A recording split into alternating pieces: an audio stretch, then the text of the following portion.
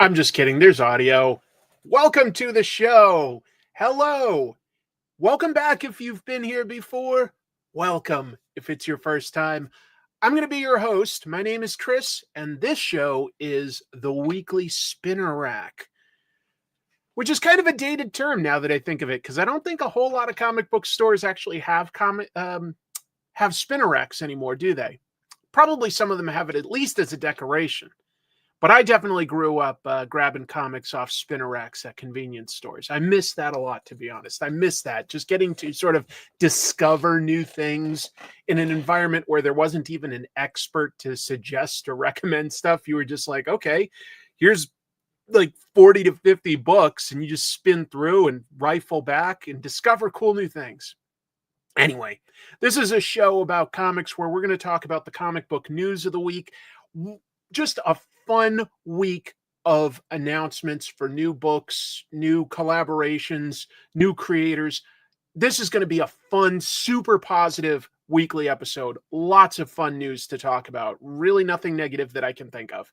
And some really fantastic books that came out this week. Holy Roller, Wonder Woman, Aliens versus Avengers.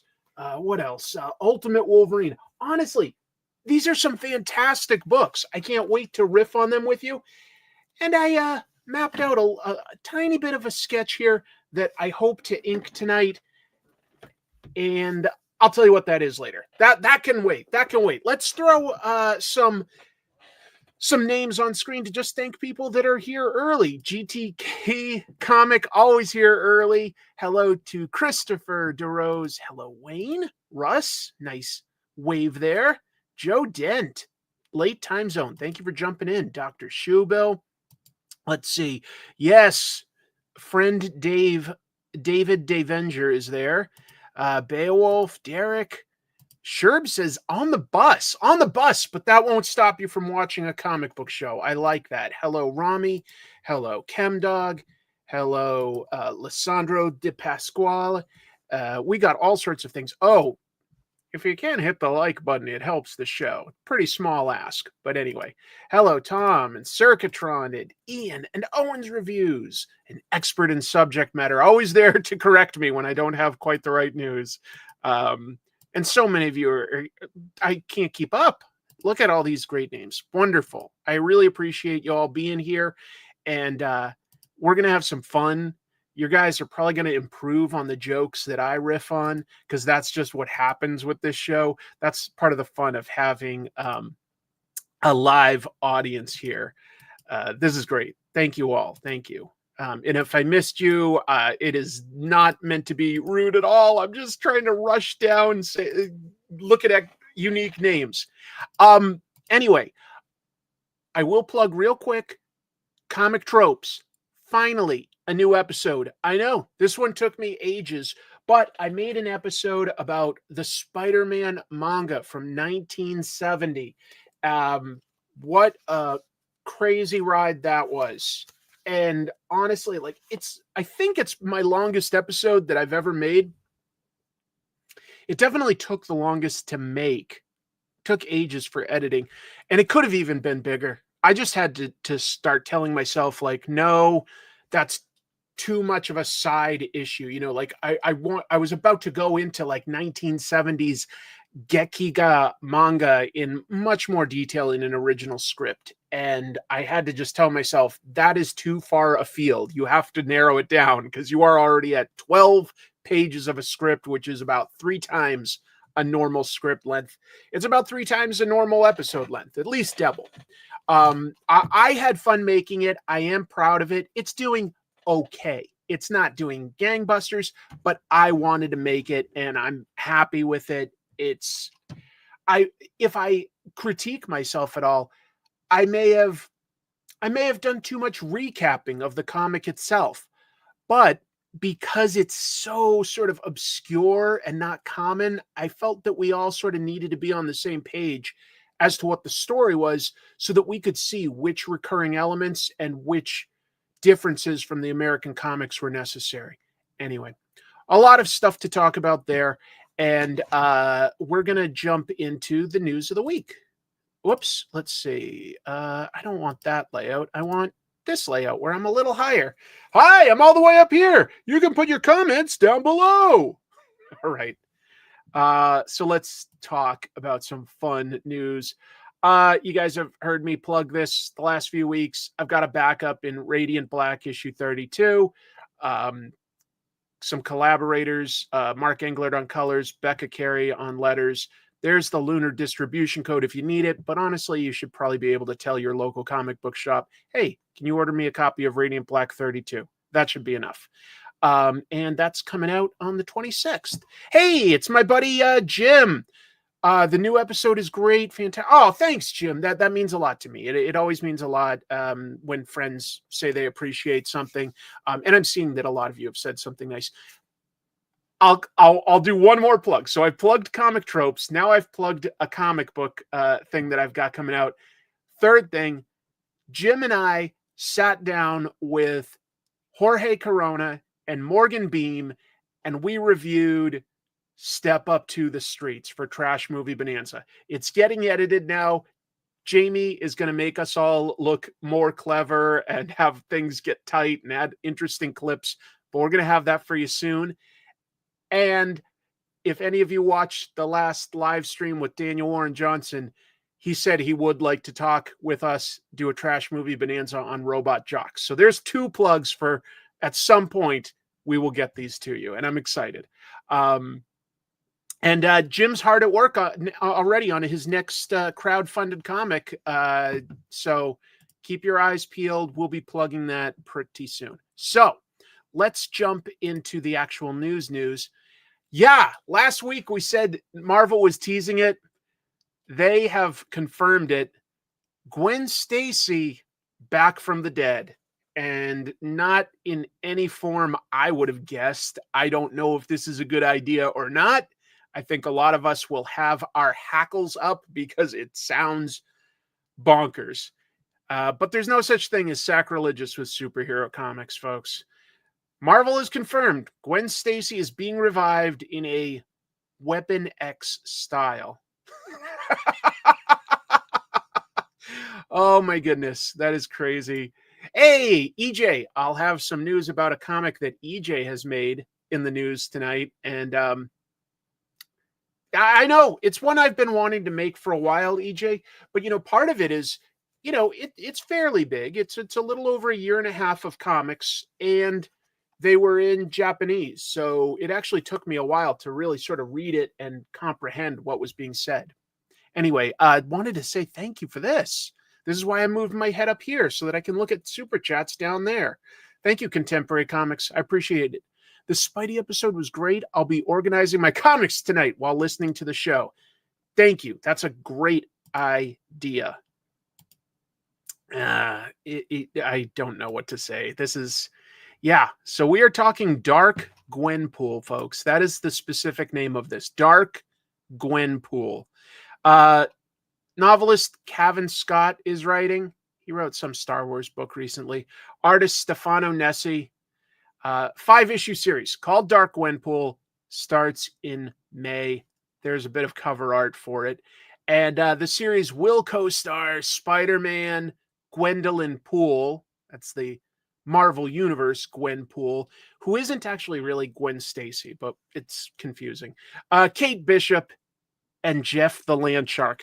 Now, the inclusion of Jeff the Landshark leads me to think, okay, there's at least a little bit tongue-in-cheek on this, right? I mean, they're obviously not being 100% serious about how emotional this could be if they're including Jeff the Landshark.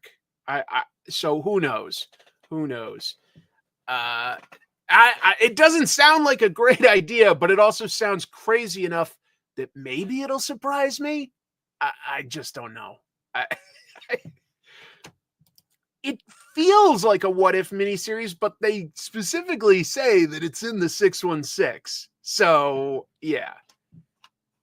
We are bringing Gwenpool. We are bringing Gwen Stacy back in a form I don't think anyone would have guessed at. I really don't know what to say.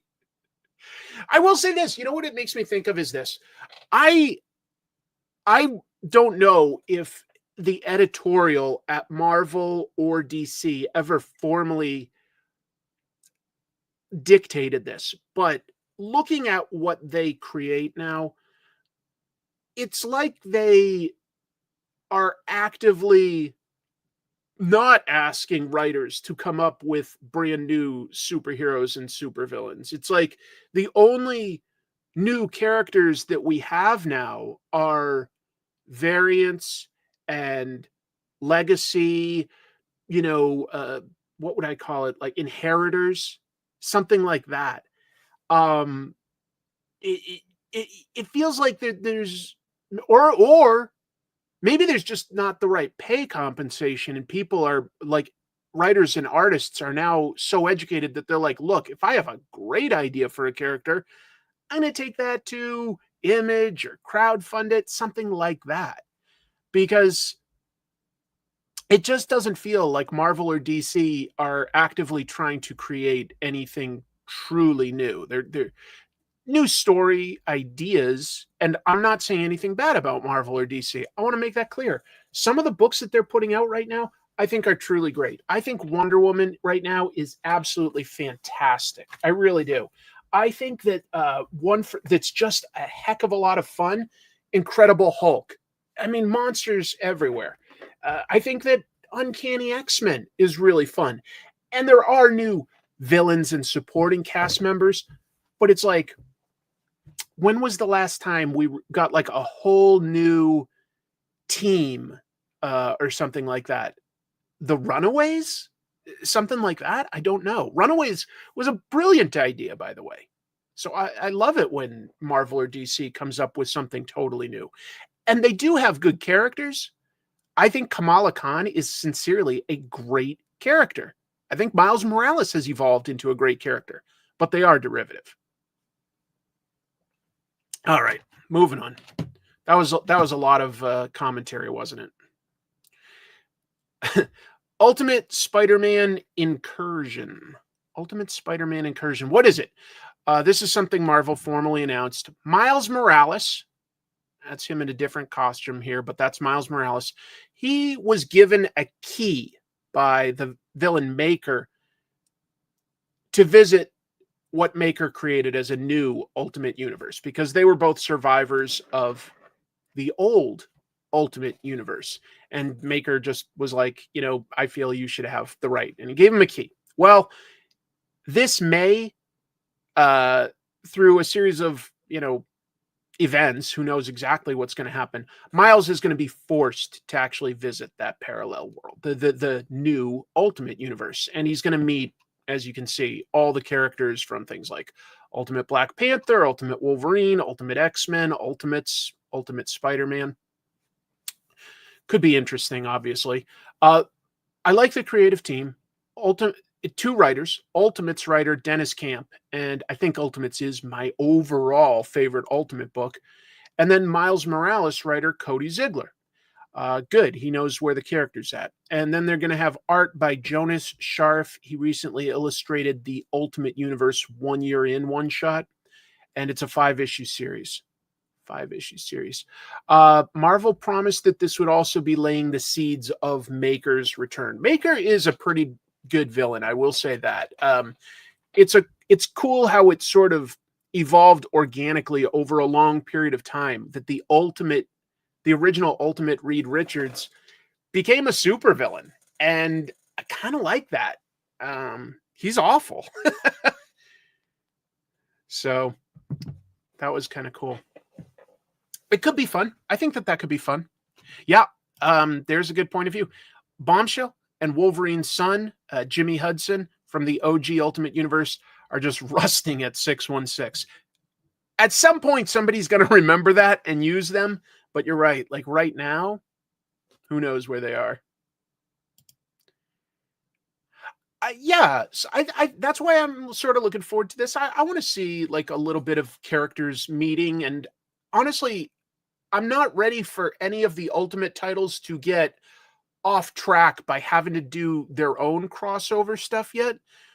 I want like Peach to do her thing. I want Hickman and Chichetto to do their Spider-Man thing, but having a character sort of cross over and meet them could be fun and could be interesting.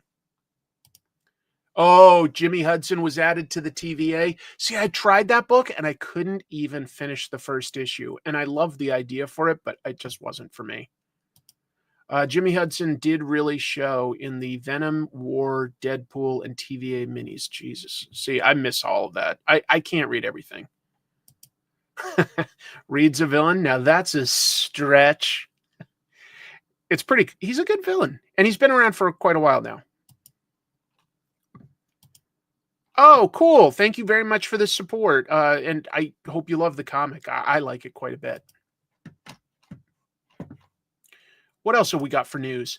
There's a lot of Marvel news, to be clear. Marvel's teasing Thor's death. Look at this cover. By the way, Marvel is lucky to have locked Alex Ross up on so many covers. He's really pumping out a pretty good amount these days. Marvel said that it's going to kill Thor in issue 23 of Immortal Thor. That's the current book. But it's not going to end the book. He's going to die, but it's not the end of the character or the story or anything. Instead, it's going to start a new storyline. Hey, hold on. I just want to acknowledge that my sister jumped into the chat. Always awesome to see you, Gene. Hope you're getting over that cold. Let's see. What else have we got? Writer Al Ewing, artist Jan Bazaldua will begin the God War storyline, which culminates in what Marvel describes as Thor's last stand against Keemer, a mythological beast of immense power who embodies violence itself. All right. So the book has introduced other versions of Thor recently, as well as introduced Thor's son, Magni, from an alternate timeline. So even if Thor is dead for a while, there's other characters that could take over the book, theoretically. Yes, 4 new Thors, each with a cool new costume and design. Prodigy, Butterfly, I don't remember. There was a Spider-Man storyline, basically, folks, where Spider-Man created 4 new identities, and each monthly Spider-Man comic had him in a totally different suit, pretending to be somebody new. Keemer has laser beams on his forehead. I liked Thunderstrike, sincerely. I thought Eric Masterson was a pretty interesting supporting character. They haven't used him in ages, but yeah, I like that character. Maybe it was just because comics were a little newer to me at the time, but I liked it. What other Marvel stuff is there? There is Bring On the Bad Guys. Marvel has villains in a comic. Well, starring in the comic. In a comic wouldn't be a big deal. I should make this clear. This past weekend was something called Comics Pro. That's an industry event where retailers talk to publishers. Publishers have panels announcing what kind of new stuff they have coming. And that's part of why we're hearing so many different pieces of news tonight. A lot of this stuff was put out there to excite retailers about upcoming comics. They're putting their best foot forward. Anyway, so at the Comics Pro event, Marvel announced to retailers, bring on the bad guys, which it's going to be a bunch of one-shots, and they spotlight various villains with a through line. We've got one for Doctor Doom, Green Goblin, Abomination, Loki, Red Skull, Dormammu, Mephisto, and a new character, Sister Sorrow. So I guess I have to take back everything I said. Wow, Marvel introduced a new character. Putting a broken foot forward? That's not nice. That's funny. Let's see. Here's what they describe the story as. Mephisto seeks enough souls to power an ancient artifact called the Soul Forge. And obviously it's exciting my cat. So well done, Marvel. You've got the cats on board. Let's see. It's destined to give him dominion over all human souls. That's a lot. That's billions. Doom must stop him at all costs. But who is the mysterious Sister Sorrow? And what is her connection to Mephisto's ultimate scheme?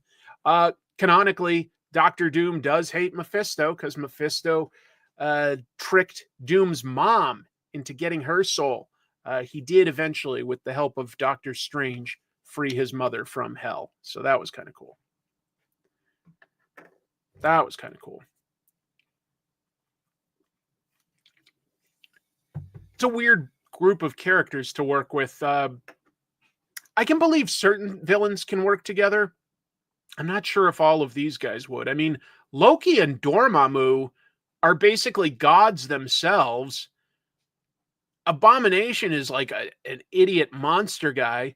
And then Green Goblin and Red Skull are both just sort of crazy guys that are a little bit strong. Who knows how this would work? Who knows? It could be fun. I do like stories that focus on villains and anti-heroes. Sometimes that is a blast, but who knows?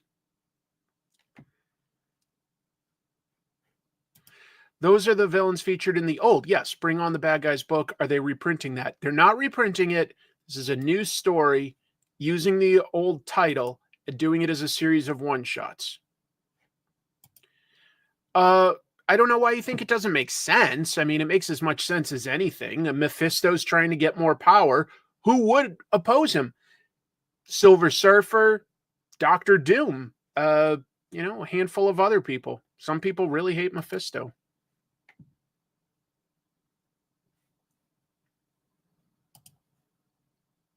There's going to be some new books on Marvel's history.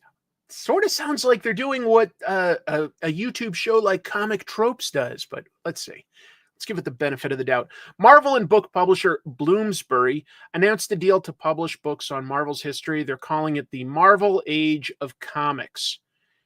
So the books are each going to focus on a different title, and they'll have a subject matter expert. They'll discuss key storylines, the influences, or the stories behind the scenes of creating it. They're going to feature artwork from Marvel's archives. These are pretty small books, is my understanding. First 3 titles set to be published November 13th. They're going to be like 5 by 7 3/4 inch paperbacks.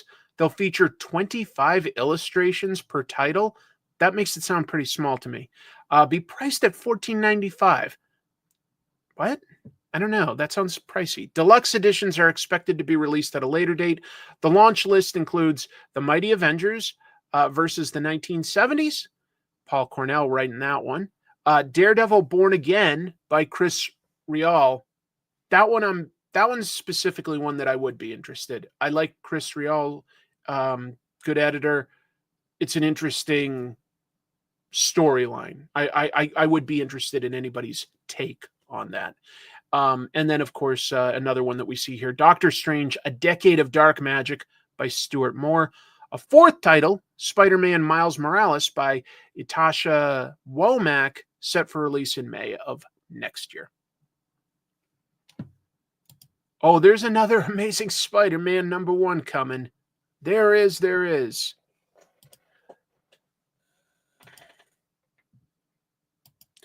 Yep. A history book with pictures is a good way to describe it. Yep. It could be good. It could be stupid. I really don't know. 25 illustrations doesn't sound like a lot of art to include to me. But maybe it's mostly text, and that's not a bad thing per se. There's not enough information here to get excited, but it could be interesting. Yeah, without the pictures. I make a show with the pictures, but they're not really original pictures, so who knows? Oh, I can. I can make anyone read a book. I'll just hook you with an interesting premise.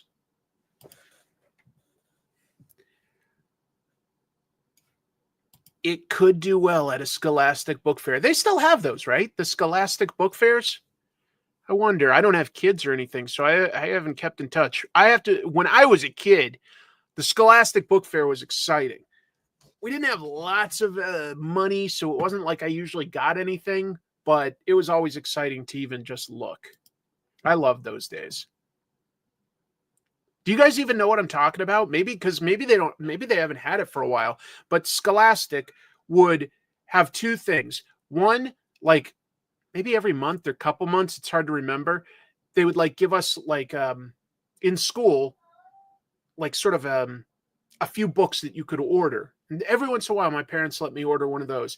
And then sometimes they had actual book fairs, usually in like, for us, like the high school gym, and they'd have like a bunch of different books out there. I have to imagine that these days they would have things like, Raina Telgemeier books and Leon the Extraordinary books, things like that. Dogman comics. I don't know. Goosebumps was after my time, but yeah. I used to have Scholastic catalogs and book fairs. It was exciting. It was really cool. Yeah, I would think that they definitely, if there has to be an audience for book fairs still. Clifford the Big Red Dog.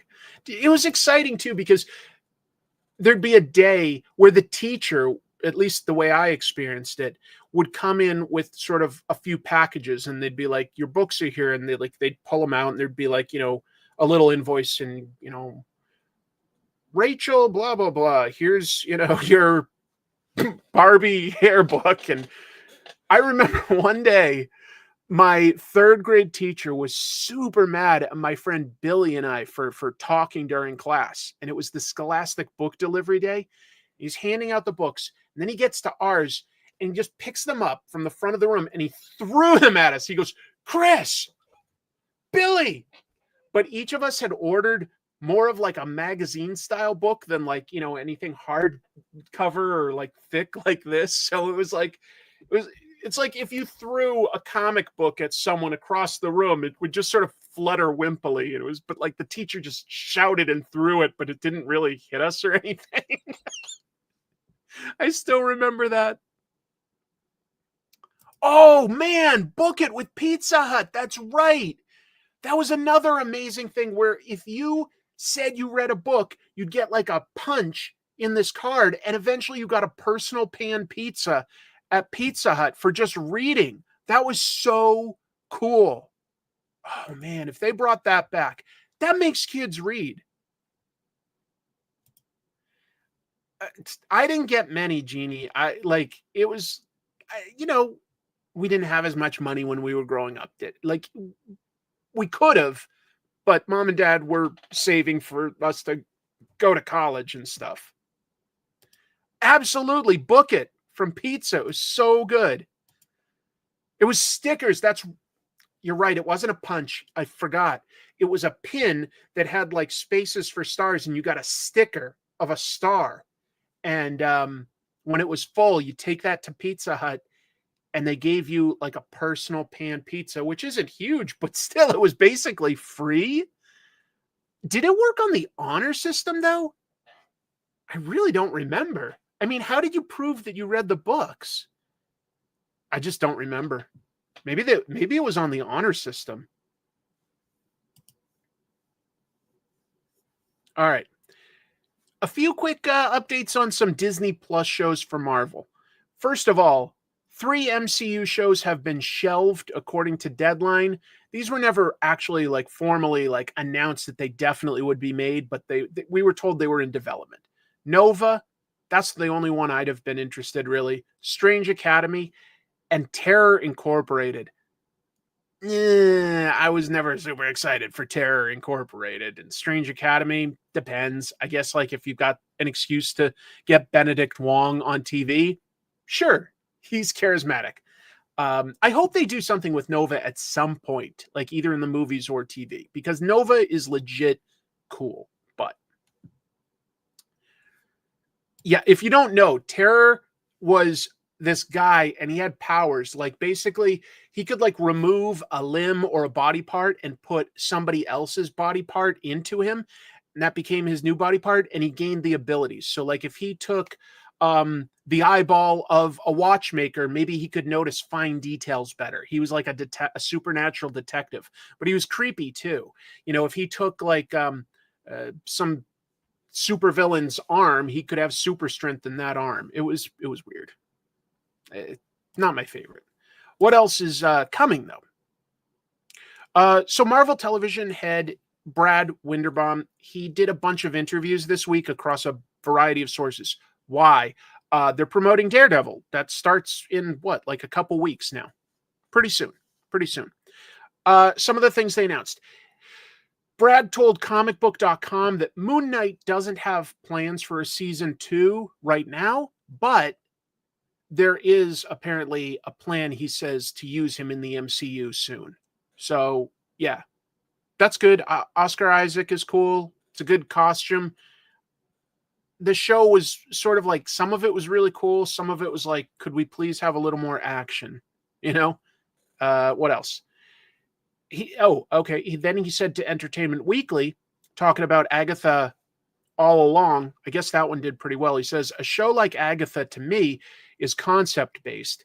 Yes, a second season for sure is something that we would want to do, but let's not rush it. Let's get the right idea and then make it.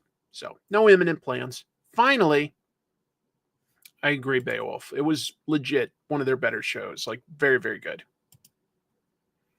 Midnight Suns is a good idea. Midnight Suns would be a good idea. Finally, Brad Winderbaum also told Entertainment Weekly, Hawkeye is another one that feels like you can make a second season of that show because it's Christmas, because it's Clint and Kate. You can kind of revisit it whenever. And we're looking for opportunities to do that.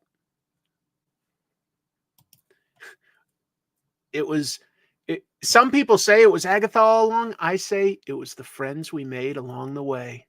The Agatha friends. Now, Agatha all along was good.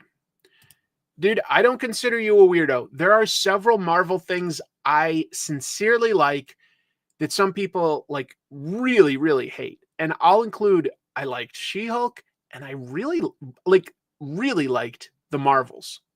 I thought that was legit fun throughout. I liked the Marvels. Whereas something like Captain America Brave New World, I was like, yeah, it was pretty good. Somewhere in the middle, maybe lower middle, maybe upper bottom third of Marvel stuff. But it wasn't bad. I liked it okay. But the Marvels didn't do well. I liked it. I thought it was awesome. So some things I just like. And I'm just okay at this point going like, you know what? It's been made. I don't really care how successful it is and what we get after. If I enjoy it, cool. If I didn't, it was an interesting experiment. I just don't care too much about the business side of things, but I liked it. The one-shot idea is a pretty good one. That was like the one thing about like the one-shot era was the previous head of Disney, Bob Chapek.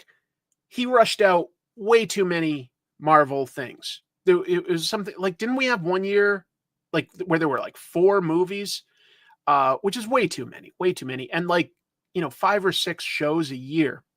And we got stuff like Secret Invasion, which I'll legit say is probably the worst of the MCU stuff that I've ever seen. But I think a one shot is a pretty cool way to do things with characters that we might not otherwise see too much. I thought it doesn't need to be even a TV movie. Just give us a 45-minute cool story with a character, and if it's well done, awesome. Alpha Flight could be good. It was stupid how bad that was. I almost hope they never reference anything in it again. Bring back War Machine. I don't want you to say anything about Secret Invasion. Anyway, yeah. Terrible. You know what looks cool? Just real quick. I don't know if you guys saw this today. There was a trailer for Andor season 2 on Disney Plus.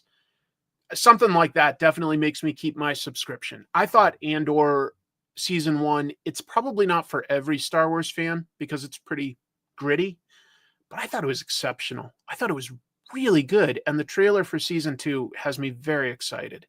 I just really, really liked it. We'll have to talk sometime about that, Jeans. Anyway, yeah. I know that's not comics, really. That's tangential. But I thought Andor was great, and I think season 2 looks it looks promising. They took their time. They didn't rush it, so I'm hopeful. I'm really hopeful. All right, I'll go back to news. Here we go. This is good for comics. Marvel and DC announced new crossovers. I'm not going to be cynical about this. This could be a lot of fun. Also at Comics Pro, there was a panel, and it was shared by the editors-in-chief of both Marvel and DC, C.B. Cebulski, Marie Javins, both on a panel together, and they announced plans. They're going to make 2 intercompany crossovers this year in 2025. Does this mean that we'll get to see Access, the shared superhero that they created? I'm fine if they skip him. That wasn't my favorite thing, but who knows?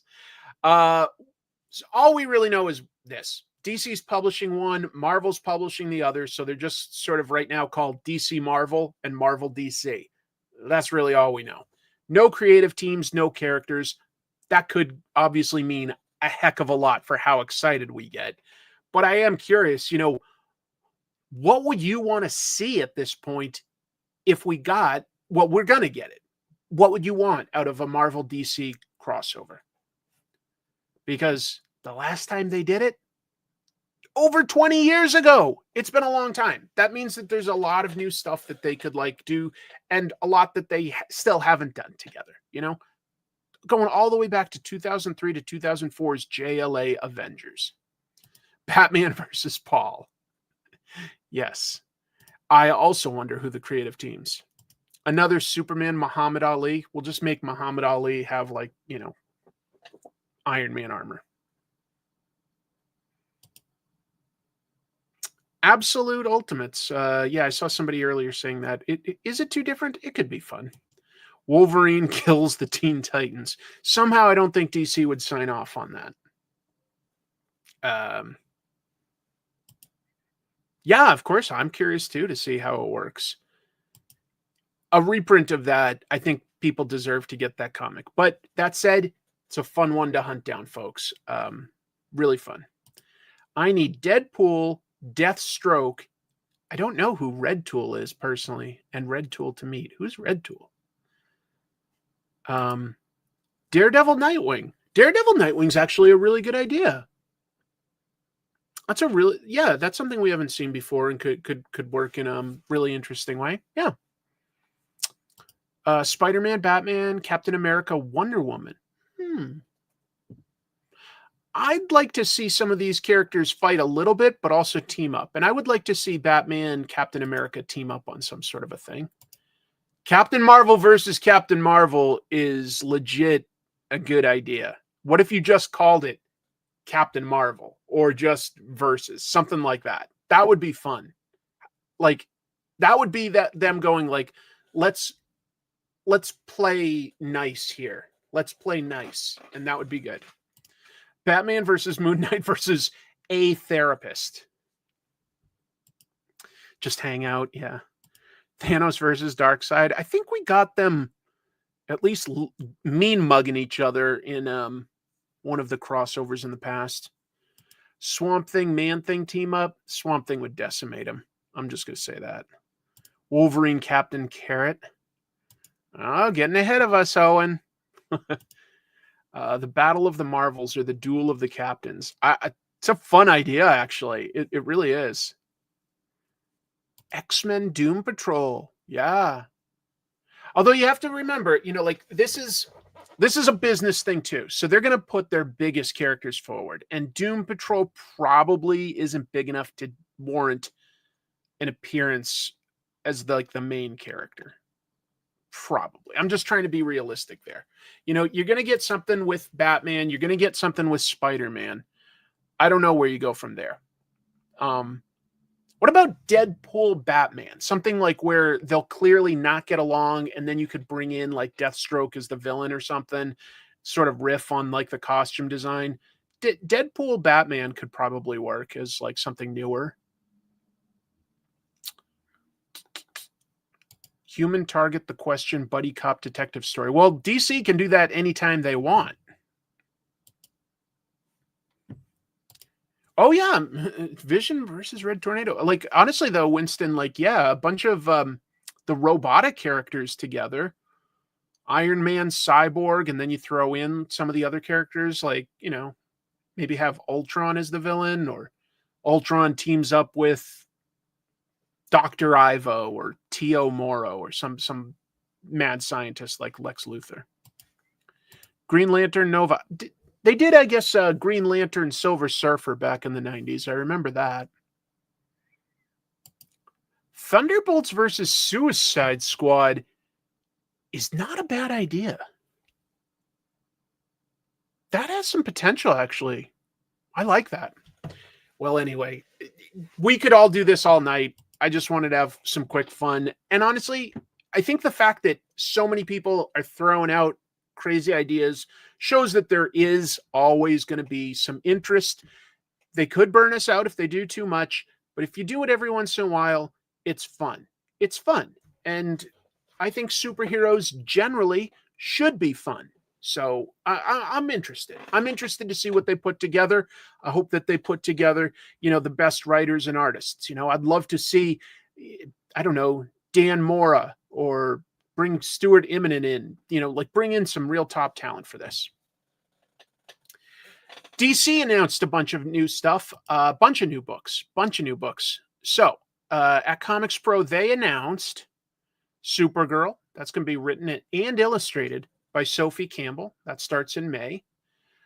Crypto, the Last Dog of Krypton. And at first I go, well, that's kind of silly. But then I go, oh, writer Ryan North. Well, I've certainly been adoring his Fantastic Four run. And then artist Mike Norton. Mike Norton did a dog-themed book with my friend Rafer Roberts for a while. So I was like, okay, that's a good creative team. That's now I might have to pick up an issue and see if I like it. Action Comics is obviously an ongoing, but they're going to change the main story to focus on Superboy stories set back in Smallville, going back in time, retro type stuff. And who better to do something like that than Mark Waid? You know, he gets that vibe. Skylar Patridge, she's going to be doing her first DC book. And then they're relaunching a new Batman #1, Matt Fraction writing, Jorge Jimenez on art. Now, if they can get Jorge for, you know, a good 6 months at a time, that could be incredible. He is such a good artist. And he's redesigned the bat suit a little bit. You can see there's a new symbol, and it's blue. We've had black. We've had, you know, the yellow oval with the black, but we've never really had a blue bat quite like this. I guess he also redesigned the Batmobile. So Jorge Jimenez is a really, really good artist, and that could make that fun. That could make that good. Silver Age bats coming back. I don't know. It is closer to, you're right, like, you know, the old sort of gray and blue suit. John, nice to see you. Hope your book is doing well these days. Matt Fraction, I do like too. I like a lot of what Fraction does. It's a cool team up. That said, I was really excited for wasn't it Chip Zdarsky and Jorge that like started a Batman run, and I liked the first arc and a half to 2 arcs, and then I sort of lost interest. So you never know. You never know. Yeah, Matt Fraction's been working in TV stuff for a little while, so I'm totally on board with him coming back. DC sincerely has some of the best artists out there right now. Jimenez, Mora, Sampare, they just have some really top tier artists at their place right now. That was a pretty long run. It was a pretty long run these days. I mean, it's like over 2 years. And I mean, I heard people liked it. It sold well. I liked the first arc, and then I sort of started fizzling out on it personally. And I wish I didn't, because Chip has written some stuff I adore in the past couple of years.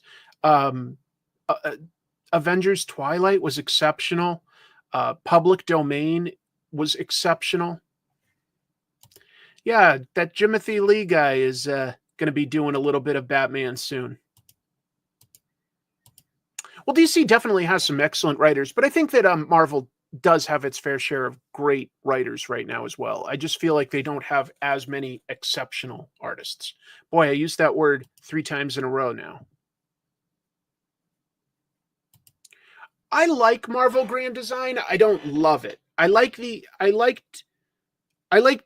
first sort of X-Men volume that Ed Piskor came out with because it was a newer idea, and I like it, but the reason I don't love it is because I feel like you lose a little bit of panel to panel storytelling because it's so much recap that it's sort of jumping around settings. Like it's jumping around the scenes and stuff and going like this big moment, this big moment, this big moment, as compared to letting, and it's just the nature of it. It's a recap book. So one that I really did like though was I liked what Jim Rugg did with Hulk, because then he did weird stuff artistically where he riffed on previous Hulk artists' interpretation of Hulk. And he just like leaned into doing something very artsy with it. And I like that. I like that a lot. Your credit score is exceptional. My brain is exceptional. Hulk was a good design. Dude, that's just Hollywood having like a snarky attitude and looking down on things. I don't know. Because I agree, like lots of comic book writers would be able to easily translate these stories into something awesome, I believe. What else is DC doing? Harley Quinn is going to meet Elvira. There's no details on the premise that puts them together or who the interior artist is, but Dynamite announced that they're doing this book this summer. Harley Quinn meets Elvira. Here's the nice part about it. It's going to be written by a couple of Harley Quinn experts. Power couple in comics. Amanda Connor, Jimmy Palmiotti. They did some great things, some grand things, some exceptional things with their Harley Quinn. I think that they really helped define who Harley Quinn was in a lot of ways. Weren't her creators, but defined a lot of who she is. And so they're going to be writing the book. And Amanda, obviously, is also the cover illustrator of issue 1. So, yeah. That could be fun. Daniel Craig, pictured here looking cool with sunglasses. He's dropped out of the Sergeant Rock movie. So back in November, we talked about this. Trades like Deadline were reporting that director Luca Guadagnino, if I'm pronouncing that right, he's the guy that just did Champions with Zendaya. The trades were saying that Luca was going to reteam with his star from the movie Queer, Daniel Craig, to make Sergeant Rock. Well, this week, trades reported that Craig had dropped out, and some of them were saying that he did it because he was disappointed at how Queer performed at the box office. Did I not say Challengers? What did I call it? I sincerely don't know what I messed up and said. Talking too fast. Anyway, then there was a reply from DC Studios. Peter Safran issued a statement explaining that Daniel Craig was actually never attached. It was an actor that they were definitely interested in, but it was like, but just to be clear, we never like offered it to him. He never signed a contract. So he didn't really drop out. It just isn't moving forward that direction. So anyway, Hollywood gossip columnist Jeff Snyder, he stated that Jeremy Allen White from the TV show The Bear is who DC is interested in now for Sergeant Rock. Visually, I think he's probably a better match. I haven't watched The Bear, but yeah. That puts Craig in good company with Schwarzenegger and Bruce Willis. They were both attached at various points to be Sergeant Rock, and it just never happened. Either of them could have been really, really good. You're also interested? Well, there you go. Why not hire Winston as the new Sergeant Rock? Hey, there's a whole bunch of Easy Company actors. Don't be too greedy, Winston. You don't want to be, like the sniper guy or Bulldozer or one of the other jokers of Easy Company.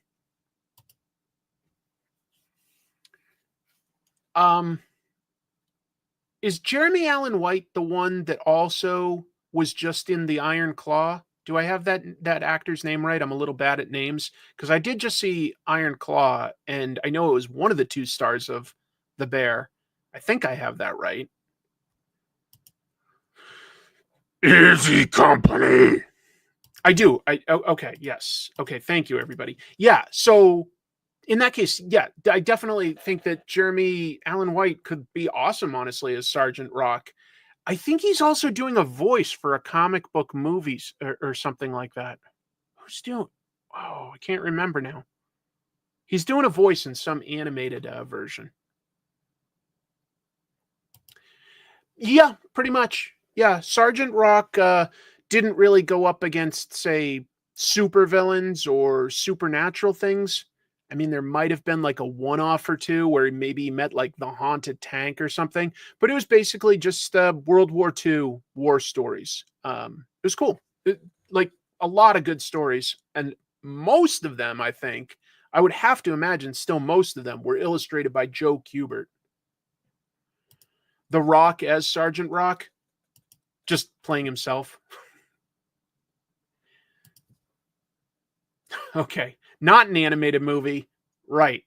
He's playing Jabba the Hutt's son in the Mandalorian and Grogu movie. Blah, blah, blah, blah, blah. Look, I can do it too. Come on, Hollywood. Look, I'm a voice actor. I'm Jabba the Hutt. Blah, blah, blah, blah, blah, blah, blah. Oh, man. I'm having way too much fun doing that. Sergeant Pepper. Jumbo the Hutt. No, wasn't he from... Didn't Jabba the Hutt already have a son that was in like those Clone Wars shows? I didn't really watch that, so I don't know. Oh, I'm definitely having a stroke. Cookie Monster, Jabba the Hutt, same thing. Okay, fine. I was being silly. Here's my real Jabba the Hutt.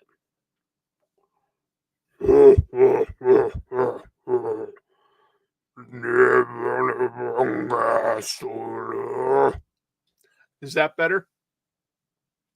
Anakin called him Stinky.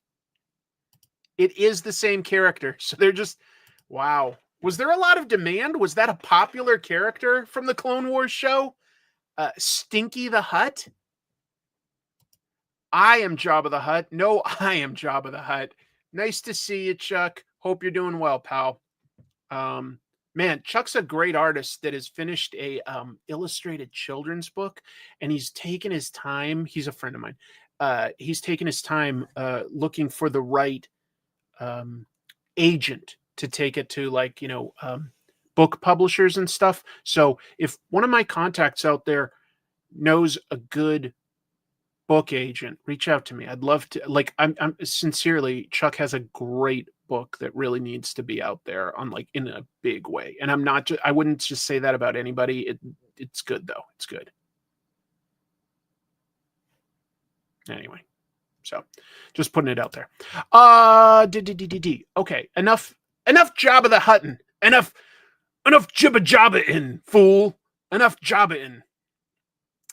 James Tynion has some new books coming out. They both sound cool. Two books I want to talk about. So his company, Tiny Onion, and they will be at Emerald City Comic Con in a couple weeks, so I'm excited to see them. See James.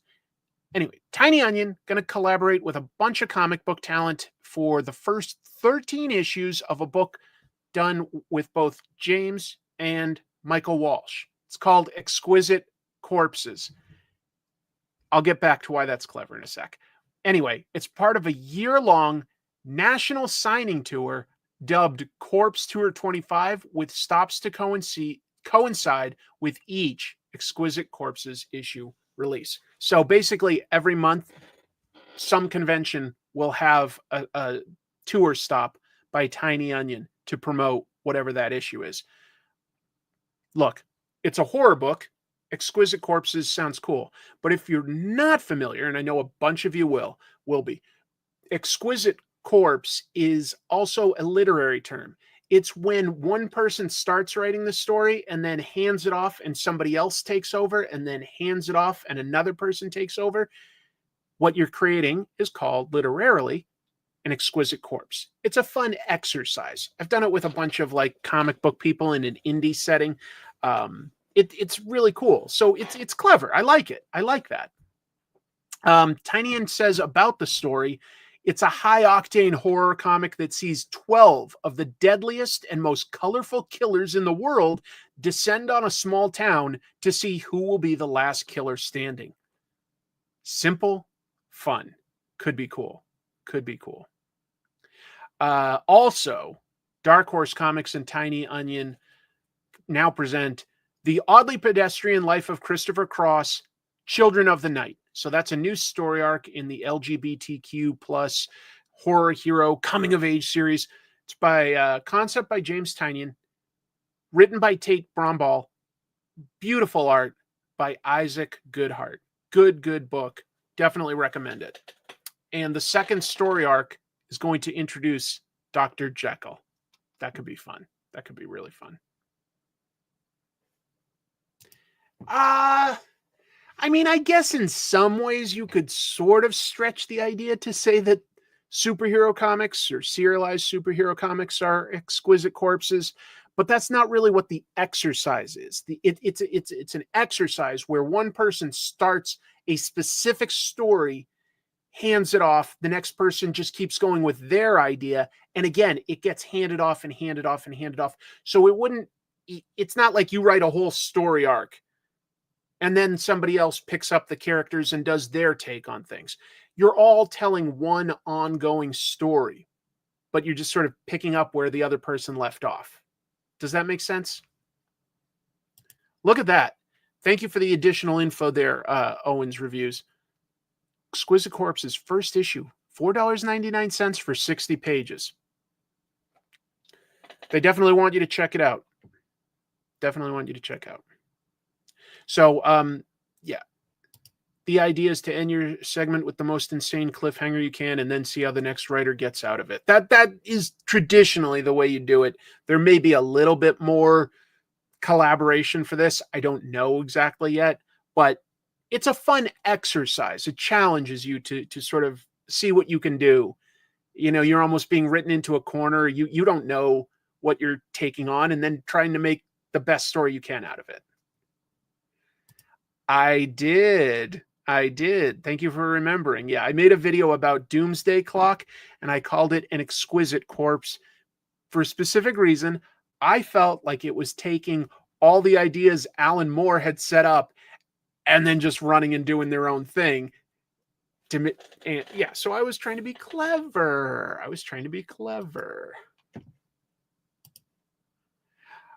Donny Cates has announced his return to comics. And personally, I'm glad. I think Donny has written some great stuff. I think Godland and his Venom run are two things that I really like.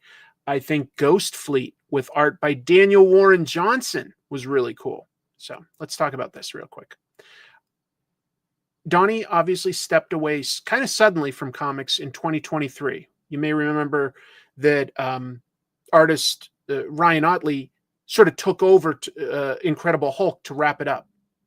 And then he left his Thor run in the middle. And, you know, it was because of a bunch of challenges that he'd had in 2022. You know, he and his wife got divorced, for instance, but more importantly, or more relevant, I should probably say more relevant, he had been in a serious car accident where he had amnesia. And I think, you know, anybody would need some time to recover from something like that. You can't just go right back to work. You'd be creating your own exquisite corpse if you can't remember what you just laid out, you know? And that's not the way I'd recommend creating an exquisite corpse story. So yes, that's awesome. Yes. Wishing him the best, the comeback king. I hope so. I like his work.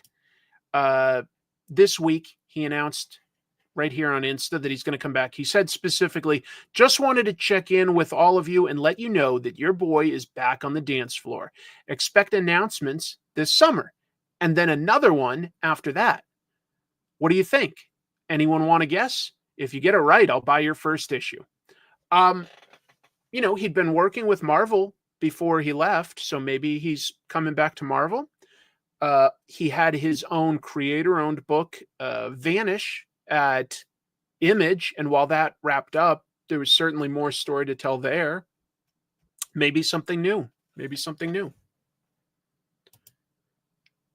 That's nice to hear. That's really cool. Let's go. He's coming back. Wait, I missed something. Hope we get conclusions to Redneck and Crossover. I think that might be a really good guess as to something he could come back to. I don't know if he said no to it, but I feel like he's going to want to do some creator-owned stuff, but who knows? That seems like a safe bet that he might do at least something short for, the Venom sort of anniversary issue. Yeah, that's a safe bet. Ooh, Donny Cates on Ghost Rider? Could be cool. What character would I want to see him tackle at DC? I think Donny does really well with characters that are struggling with sincere, internal problems, specifically addiction. I think a lot of his characters, do well there. So it doesn't mean that they have to be addicted to drugs, but some sort of addiction theme. You could argue Bruce Wayne is addicted to being Batman, something like that. He might work well with a really stark character like The Question, just like a completely new idea of The Question. That could be a good one. Our Man? Man, that's a fascinating idea. That is a guy who pops a pill to get his powers. Guy Gardner. Sure. Yeah, he probably could. He does well with characters that are a little damaged and sort of sending them on an arc to improve their lot in life. So yeah. Boy, I don't know about that. That's an interesting idea. I don't know. He implied more like 2 announcements, and I feel like at least one of those is going to be a creator-owned book. The other, if I had to put money on it, I'd lean towards Marvel just because he already was working for them recently, but it could be anybody, I mean, would I be absolutely gobsmacked if he's like, I'm writing a book for Boom Studios? No, of course not. Brunson, nice to see you. Soup's addicted to crypto. Addicted to kissing his little puppy, maybe. I love my little puppy. Oh, it's my weakness. Lex, don't you ever take my crypto from me. There's a company called Vertigo Entertainment, and they're launching some horror comics. I just thought I'd mention this because who knows? Publisher AWA and production studio Vertigo Entertainment, they announced a horror initiative. They're calling it The Future of Fear. And The Future of Fear will include some comics. Specifically, look out. It's going to come out May 7th. New writer Dan Bailey, artist Tim Bradstreet. This started as a thread that Dan wrote on Reddit, and it got really, really popular. But it's basically a short version without spoiling anything. It's about a guy looking for a quiet job. He takes a lookout job in a forest, and then things go really bad and supernatural. The age of creepypasta should love this. Absolutely. Absolutely. Yep. Could be fun. Don't know. This is also pretty huge news. Maybe I should have put this earlier, but anyway, let's just keep the show energy up. Yes. I love Godzilla.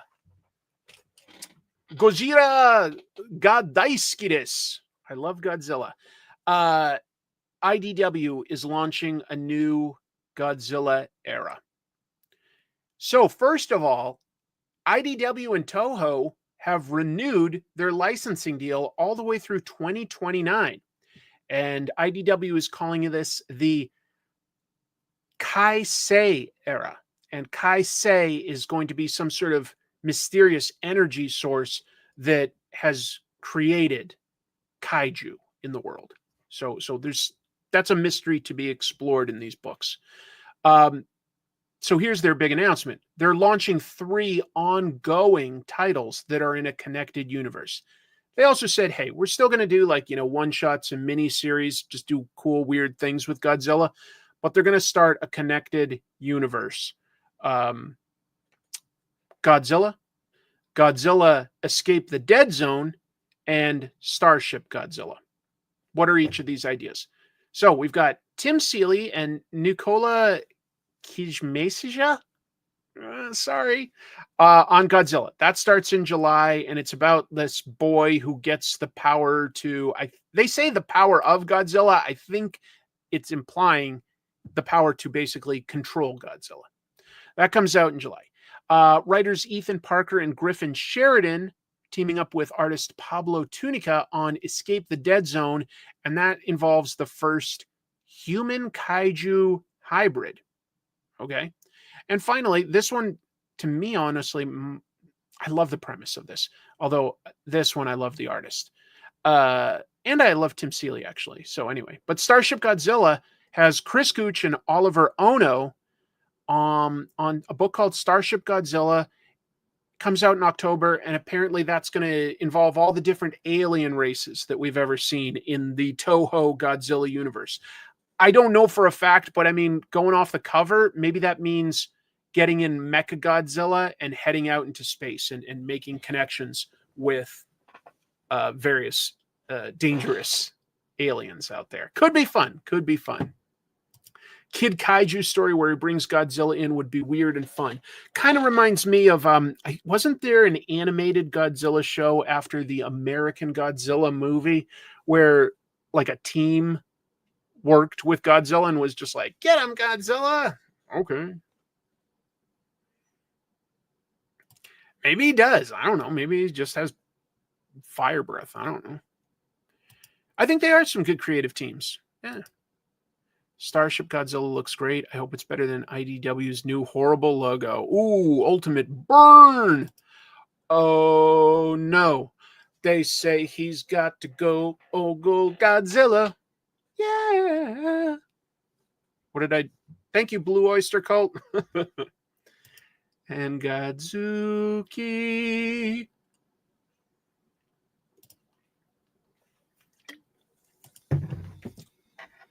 Probably my favorite of the classic Godzilla enemies is King Ghidorah, but I think they should specifically save that enemy for Starship Godzilla since he's said to be one of his alien enemies.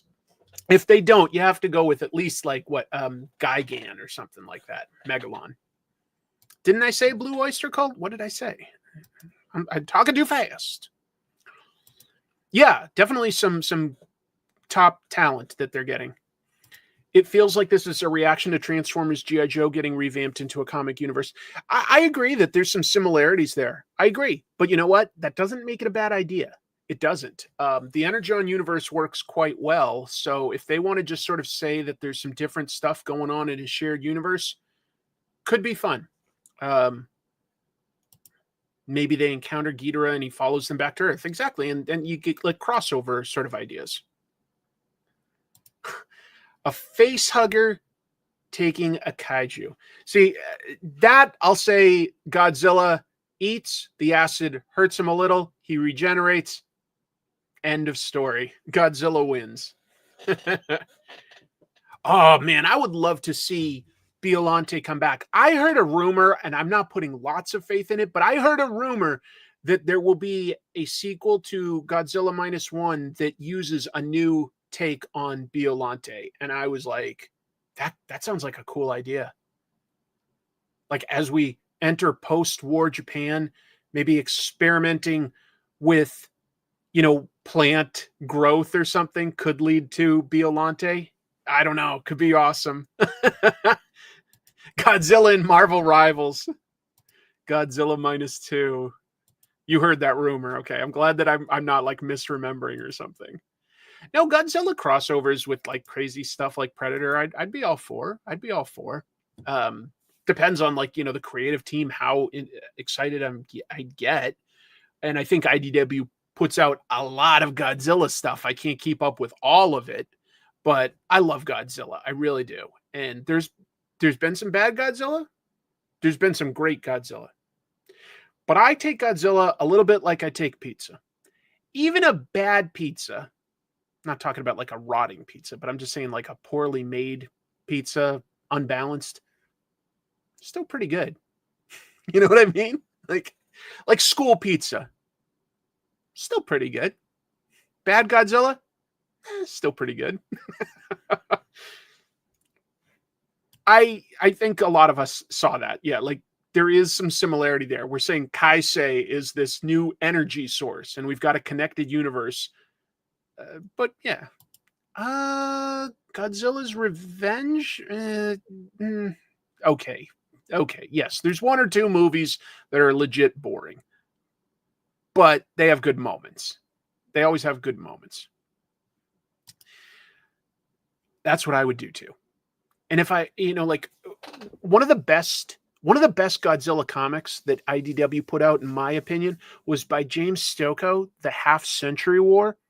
Similar sort of art style. You see stuff like James Herron has sort of a similar vibe, and he does Ultra Mega. There's certain artists that I think would work very, very well in the Godzilla universe, but we'll see. I am so excited for this, folks. Look, and I'll just put it out there. I'm biased. Everybody working on this comic is well, okay, I guess I don't know the colorist, but everybody else I consider a friend. I consider a real life friend, and I think that this is going to be a cool book. Kirkman and Friends announce a new comic. But to be clear, Kirkman's name is last. But it's through Skybound, and you'll see. So, Skybound and Image announced this week a new sci-fi action series, Blood and Thunder, comes out May 7th. Let's talk about what it is. Let's talk about who's on it. Writer, Benito Cereno. I've known Benito for a long time. I've known all these guys for a long time, at least online. And Benito is good at classic superhero stuff, good at cool sci-fi ideas, pretty funny too. He's worked with Kirkman on stuff like Invincible Presents. He did Guardians of the Globe. He's done The Tick. He's done his own books like Hectoplasm and Tales from the Bully Pulpit. Look at this. I'm drawing a Benito comic currently. I'm going to be famous. Yeah, Chuck and Benito have done all sorts of cool comics, a lot of Christmas comics. Benito loves Christmas lore. Very cool.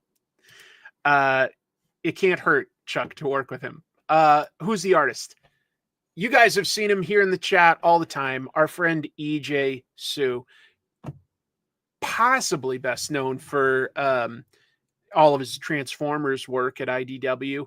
But EJ obviously does a lot more. He did Tech Jacket. He created Tech Jacket with Robert. He's drawn Cloudfall, and nobody remembers that one, I don't think. He did Cloudfall with Kirkman. He did that great Test Kitchen for Marvel, their online comics, or digital comics, I should call them, not online, digital comics. Test Kitchen was really cool. I believe he's currently illustrating a huge Pacific Rim comic. So anyway, it's just great. Let's see. EJ mentioned that they came up with this title before Love and Thunder. Thor Love and Thunder had its title announced, and asked if they could change it following its announcement. It's fine. This will probably last longer than people remember that the Thor 4 movie. Letterer Russ Wooten, colorist M. Sassy K, with a concept and creative consultation from Robert Kirkman. So what's the idea? It's set in a future. It's on Earth, but it's set in the future. And basically, aliens and humans coexist in this future. The story is going to follow a bounty hunter, Alkadama. I'm probably mispronouncing that, but I've never heard it said, so I don't know. Akeldama, Bloodso, and her cantankerous talking gun, Thunder. we've seen that done very seriously in books like Rogue Trooper over at 2000 AD. I assume this will have a little bit more lightheartedness to it, just because this is like Cable's gun, but like looking like it actually could function and do things. Anyway, they're forced to track down the most dangerous criminal in the universe. He escapes from prison, and so Blood and Thunder have to track him down. Yeah, so apparently Robert created some books like Walking Dead and Invincible that I guess have been made into shows. I don't know. No, I'm happy that he's working with guys that he's worked with before. I mean, you can go back literally like 26 or so years, maybe a little more, and Robert and EJ and Benito and me and a bunch of other great talents were all like hanging out on message boards together back then. Ryan Otley, Tony Moore, Corey Walker, Kerry Randolph, all, and you know, nobody was famous back then, just sort of people that loved comics and loved writing and drawing, and a lot of other people too. And it's kind of cool to know that we're still all in touch with each other and stuff like that. That's honestly a long time now. It's a long time. There's even folks that'll jump in on the chat here. Chuck that was here, like Chuck was on those message boards too. Back there was I don't know if he's here tonight, but Mike Todd is often in the chat. He was there. He's a great artist. It was just it was a really great time. You were on the message boards back in that day. There was no social media stuff. There were just message boards, and we just post. Well, what's the name? The original one that we were on was definitely the Wizard World boards. And then most of us shifted over to Pencil Jack, which I believe is still up. There was also Digital Webbing, and they did some books. I know Ryan Otley was on that one a little bit more often. But yeah, we were all on just message boards, and there were other people too. Just a lot of really great talent. And it's awesome to see that they're still working on stuff like this. Nate Bellegarde was another great artist, and he does background character designs on the Invincible show, and did recent books like Flight at Image, stuff like that. Lead Heavy, yep. The Age of the Bulletin Board Services. Great memories. But this is an exciting book. I look at, that's a gorgeous layout for the cover, because I love the shapes that it has. Everything here is sort of like roughly a triangle. So it just points your attention right up to the top. Then we've got like, this color. This color is great on her hair. So it just all draws the attention to the gun and the hair and stuff. Just great. A bulletin board service? Oh man. It's hard to describe. There are still chat forums there, but basically imagine like a super early version of Reddit. Okay, something like that. There's a chance some of those, or maybe even all the threads, could still be up. Yeah, I've never looked. Right, it's an early message board. Back in the day, you could create your own bulletin board services. I remember I created one. I want to say through AOL, or maybe I even just programmed it, but I think you had to have it through somewhere. It might have been up on like CompuServe or something like that back in the day.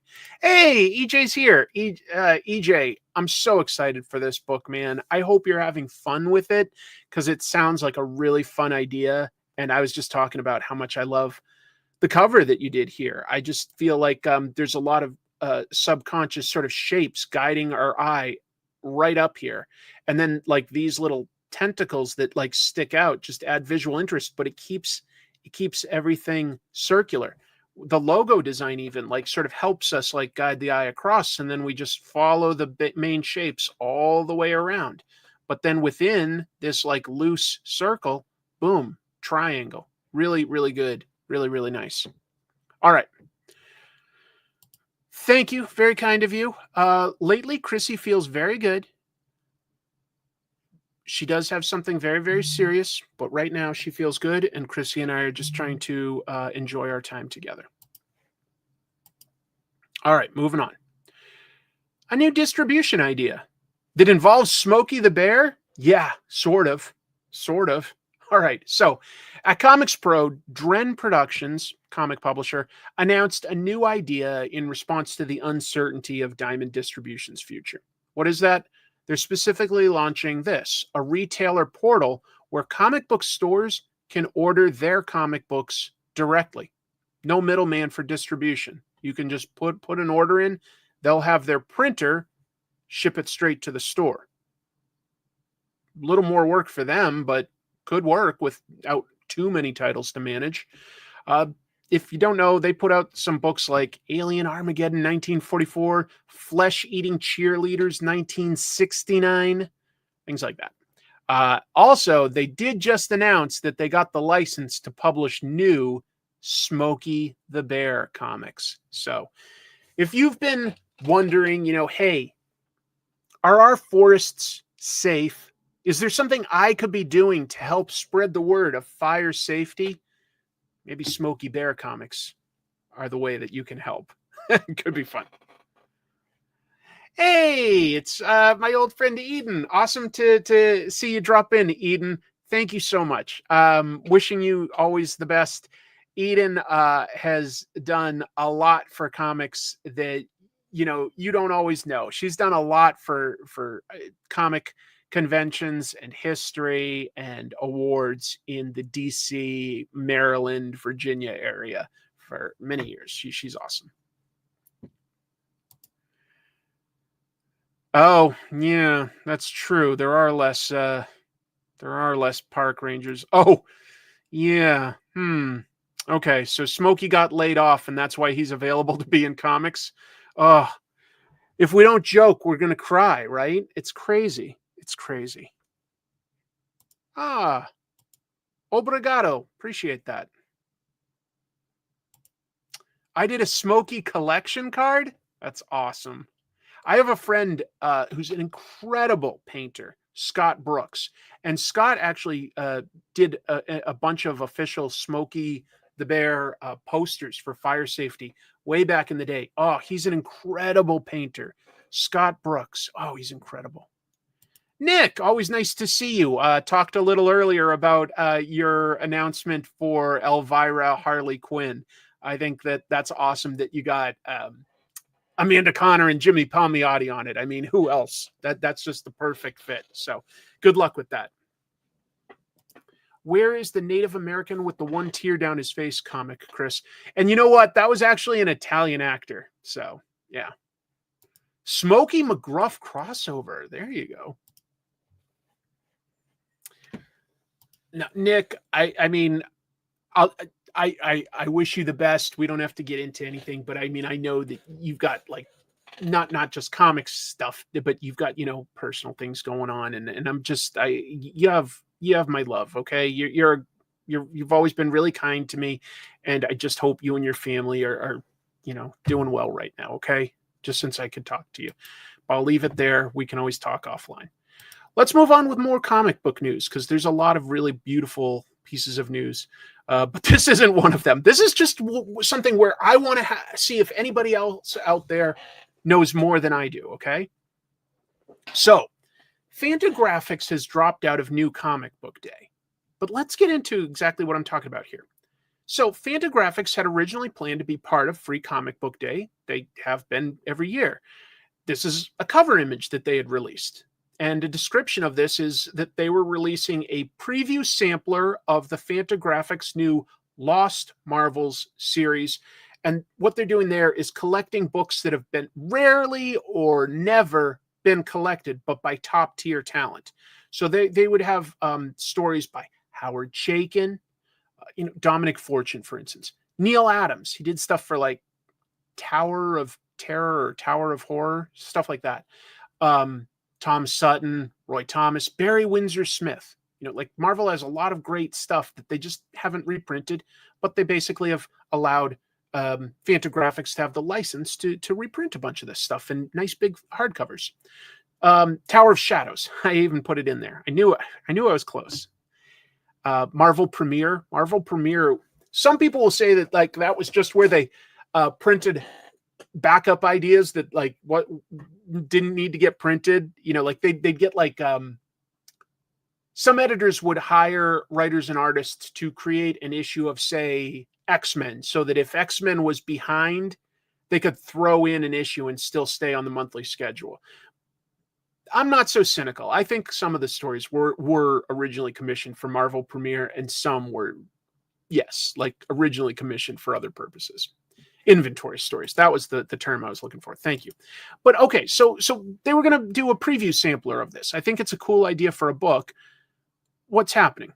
Fantagraphics announced that they're pulling out of the event, and now you can't find the book listed on Diamond's site. You also can't find it on other places like, say, Lunar.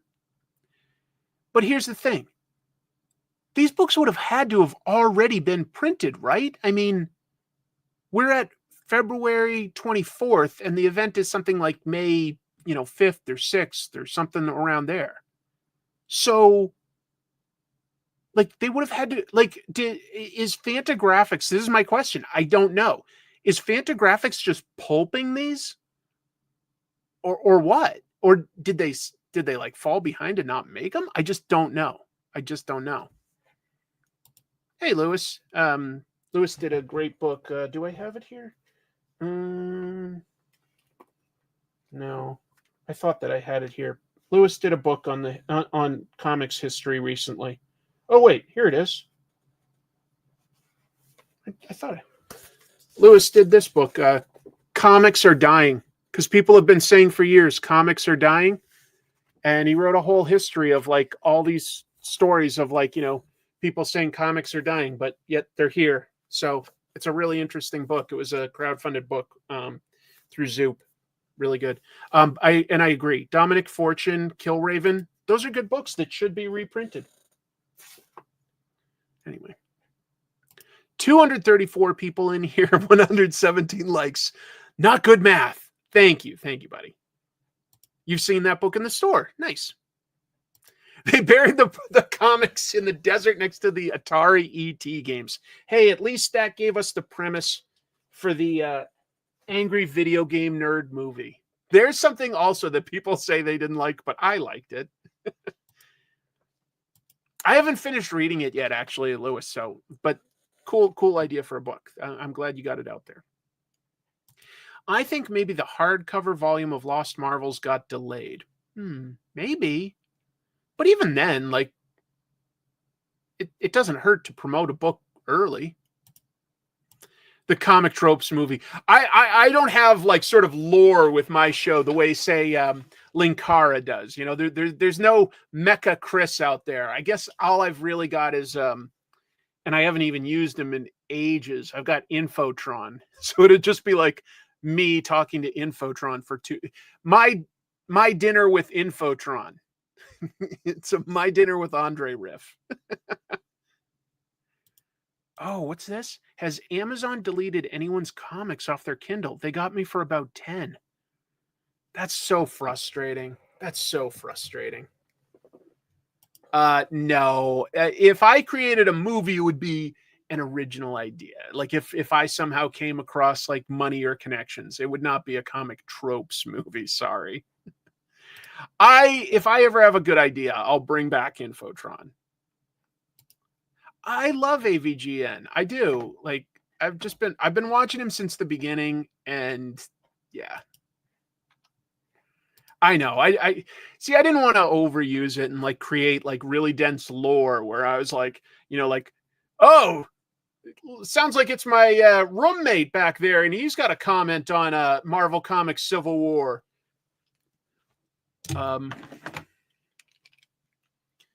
Hey, dude, why are you talking so much about Civil War? Like, why can't we all just have peace, man?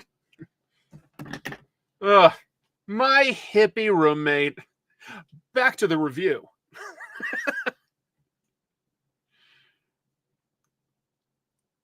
I have the superhero alter ego Omega, but I don't still have my suit. I threw it out. I might still have my mask. I might still have both of my masks. I don't know. Yeah. Who was that? That was me. Acting. If I had a good idea, I would do it. And if you guys pay attention, I did have Linkara on the show at one point just for a quick gag. So, you know, I'll tell you this too. If he ever could use me in some way, I would be happy to go on his show and play a character. I would. It's not the same thing as what I do, but he's having fun. He's bringing interest to comics, and he's been making stuff for ages. So, yeah, good for him. Good for him. I think he loves comics. All right, moving on. Alice Darrow has a new comic book coming out at Dark Horse. Let's see. Dark Horse announced Alice Darrow will both write and illustrate Tramps of the Apocalypse. Tramps of the Apocalypse, 3-issue series, starts June 18th. If you don't know who Alice Darrow is, you may have seen her work because she does visual development and character design on Futurama, Disenchantment. That's the industry she works in. And obviously, she grew up being an artist. You know, she's the daughter, if you don't know, of Jeff Darrow. So she grew up in art. But she's become her own. She followed her own path. You know, she didn't just go straight to comics. She got into animation and very successful. So good for her. Dark Horse described the comic as Mad Max meets Idiocracy. Sold. Two things I love that I need mashed up.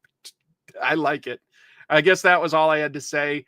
I just wanted to put it on people's radar. Could be a lot of fun. Oh, yeah. Yeah.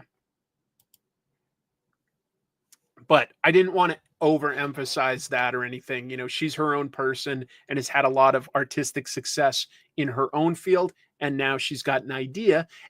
She's writing and drawing it herself. I thought it sounded cool. So I wanted to put that on people's radar. Ignition Press announced a little drunk, sorry, announced a bunch of its creators at Comics Pro. So publisher Philippe Sablique, formerly of Boom, you may remember, he introduced several creators on a panel there. Cullen Bunn, Leah Williams, Jim McCann, Stephanie Williams, and Cy Spurrier. Not bad. Bunn will be writing a horror title, shocking everyone. But no word on yet on like the titles or the concepts or the ideas. Just sort of putting it out there. They're moving forward, but they're taking their time. Last piece of news, and then I want to get into some comics reviews, and then I want to draw. Katsucon attendees were doused from a broken pipe. This is so gross. I'm going to just include a clip from the news here. You guys tell me if you can hear it once I hit play. I think you'll be able to.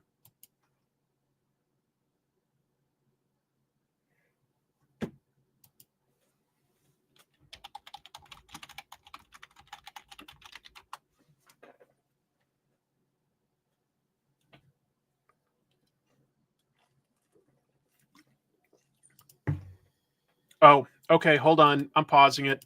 People are saying they can't hear it. That's strange. I thought that if I embedded it, that you would hear it. Okay. Well, then I guess I'll just describe it. Sorry, everyone. So, attendees and table booth owners were showered with what a lot of them described as foul-smelling sewage water. I've heard since that it was more just like dirty sink drain water, not like fecal matter. But Katsucon is sort of like an anime and cosplay event. It takes place in DC, hosted at the Gaylord Hotel, which is actually a relatively new high-end convention center hotel. So I was really surprised this happened. But there's a bunch of people on Twitter that like had both video and photos and had to sort of like scramble to sort of move things out of the way.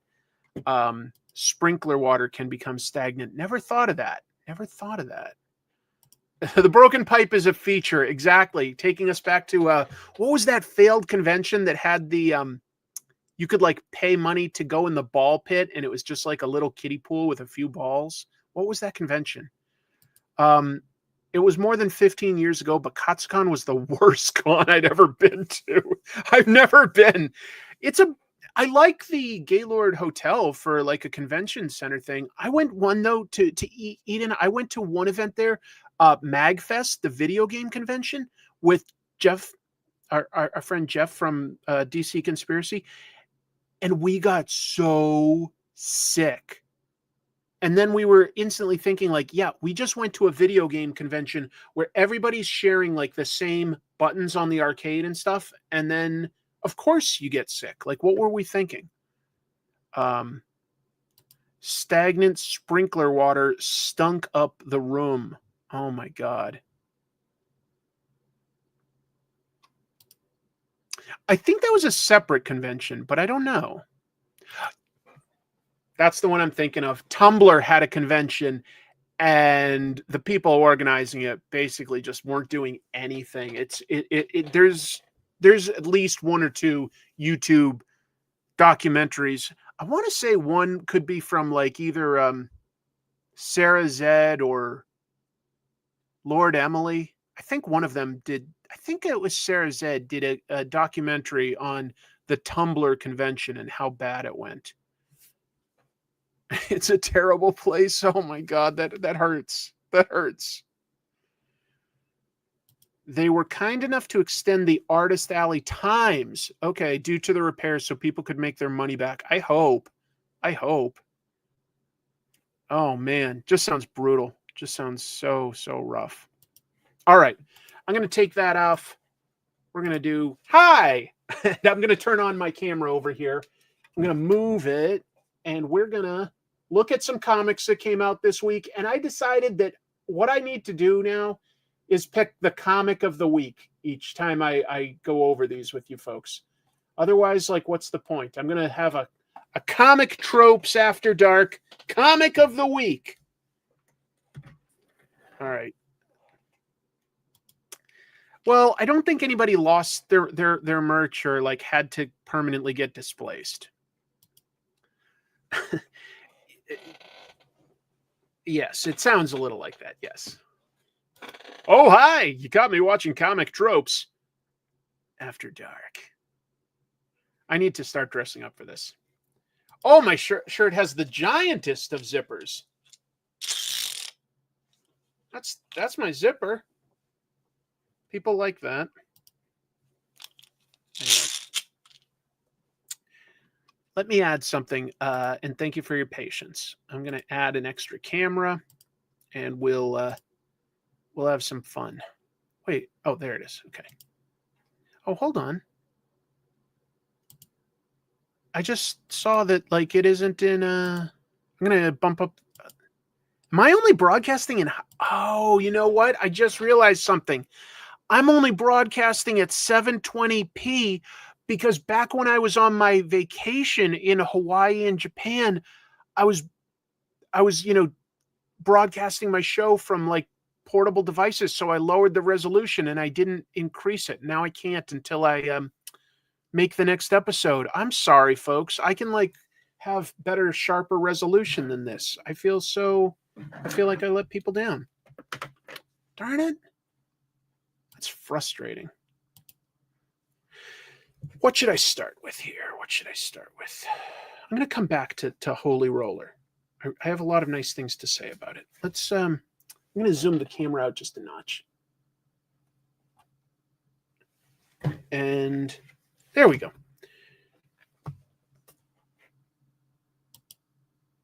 Thank you. Start the show over. Guys, I've got about 22 pieces of news and a few personal plugs. Let me start over. No violence, please. No violence. Oh, man. Okay. All right. Looking good. No problem, Pixelated Man. Yeah, I'll just move. This is what I look like to everybody, right? This is what Superman does so that no one can tell who he is while he's out as Superman. He's like, who's Clark Kent? That's what Superman does. All right. Folks, I really liked this issue of Wonder Woman. But I came across an article that, and I wish I knew who to credit for it. It might have been on, oh shoot, I really can't remember where I read it. Someone had a point where they're like, I like this book, and now I understand what somebody's criticism is. So I want to give it credit because I'm not trying to take somebody else's opinion, but it was a good observation. It might have been on like Screen Rant. Somebody has a title very close to I understand why people have a problem with this Wonder Woman run by Tom King. Something like that, okay? And I sort of get it because it's like this. The book is called Wonder Woman, right? There's been a lot of great stuff, but she's been going up against this guy called the Sovereign, who's the secret king of America. He's got lots of power and influence. Wonder Woman has been systematically taking that stuff down with both herself and her allies. And she's now making a literal assault. She's destroyed all of his wealth, beaten just about every enemy he can throw at her. And he's holed up in the White House. So Wonder Woman is ready to finally take him down. That's sort of what the book is about. But here's the thing. Everything we're told is actually narrated. You see all these narration boxes? That's the way it's been from the beginning. It's told from the point of view. At some point in the future, the Sovereign is telling Wonder Woman's daughter, Trinity, like, I guess, how he got beaten.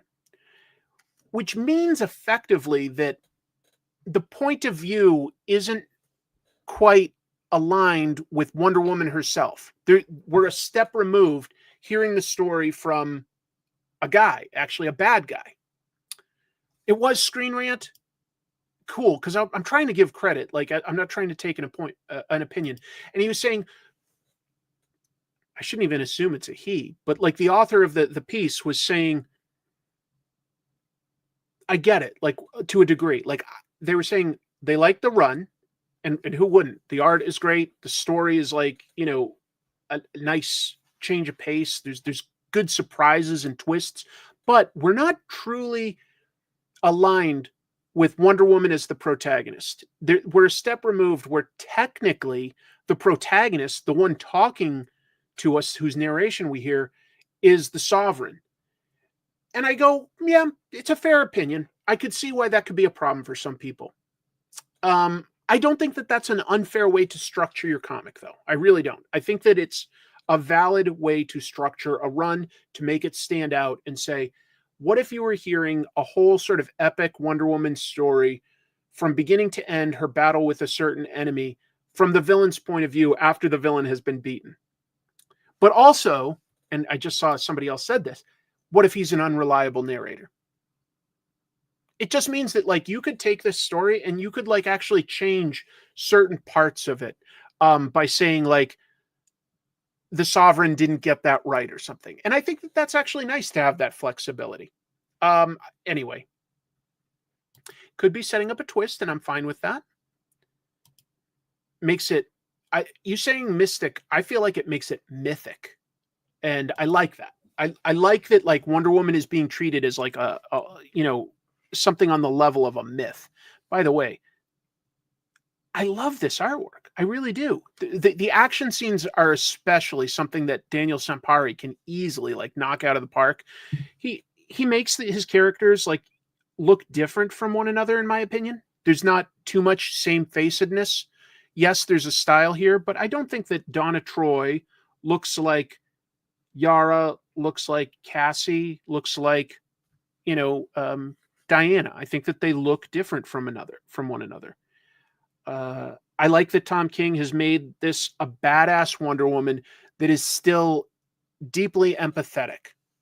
In fact, you know what? I won't give it away, but it's all about villain rehabilitation. And I think that that really does go back to the original Wonder Woman stories, where Wonder Woman was created to sort of be, the Amazons were all about rehabilitation, and it was a little, like, you know, kinky, like they'd tie them up and stuff and be like, you have to be punished.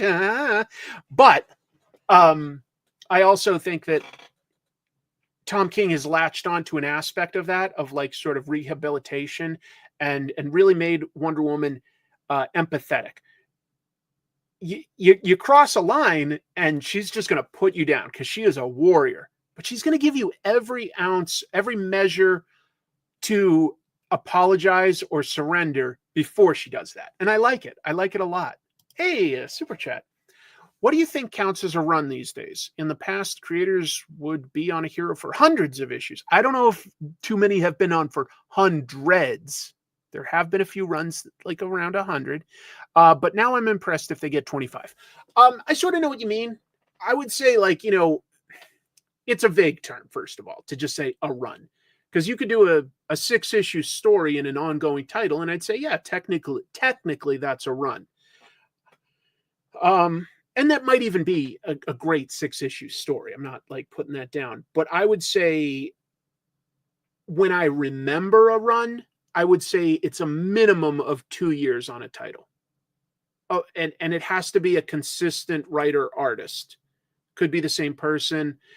I'm okay with a 1 or 2 fill-ins. I really am.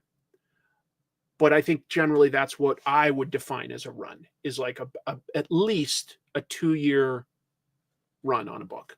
That's what I would want. That's what I would remember.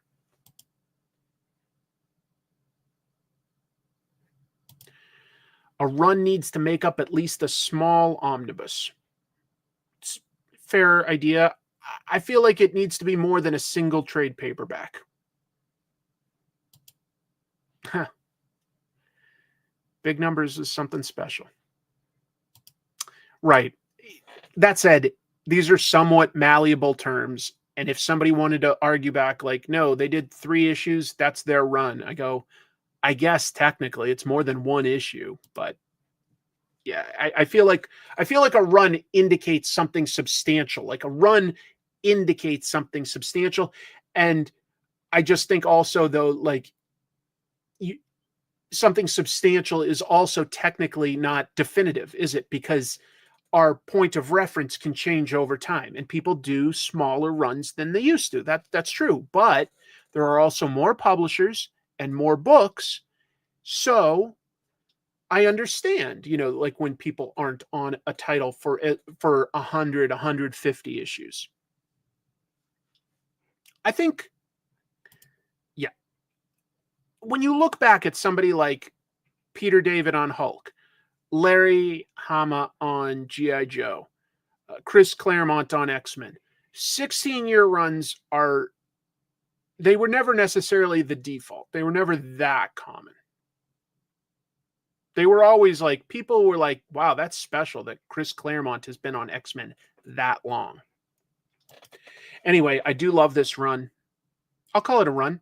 We're up to 18 issues. I think that's decent. Aliens versus Avengers is like, it comes out slowly and it costs $8 an issue.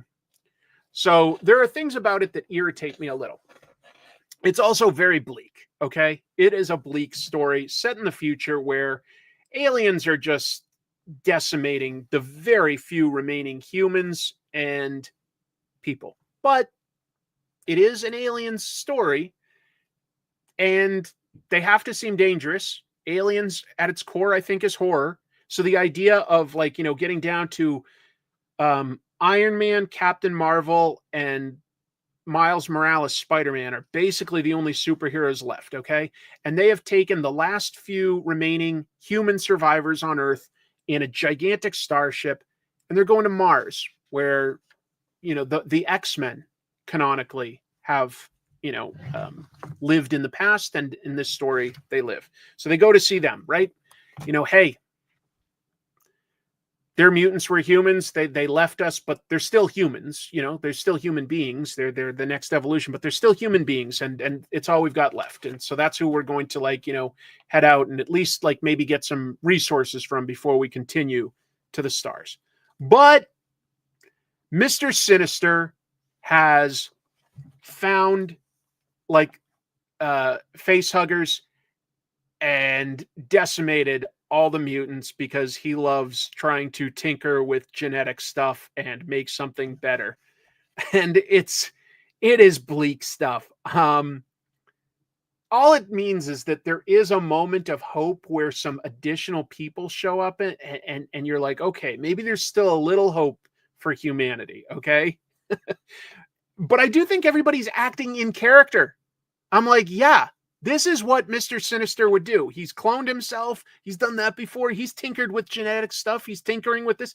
Like, what does he do in this? He creates a gun that shoots face huggers. Sorry.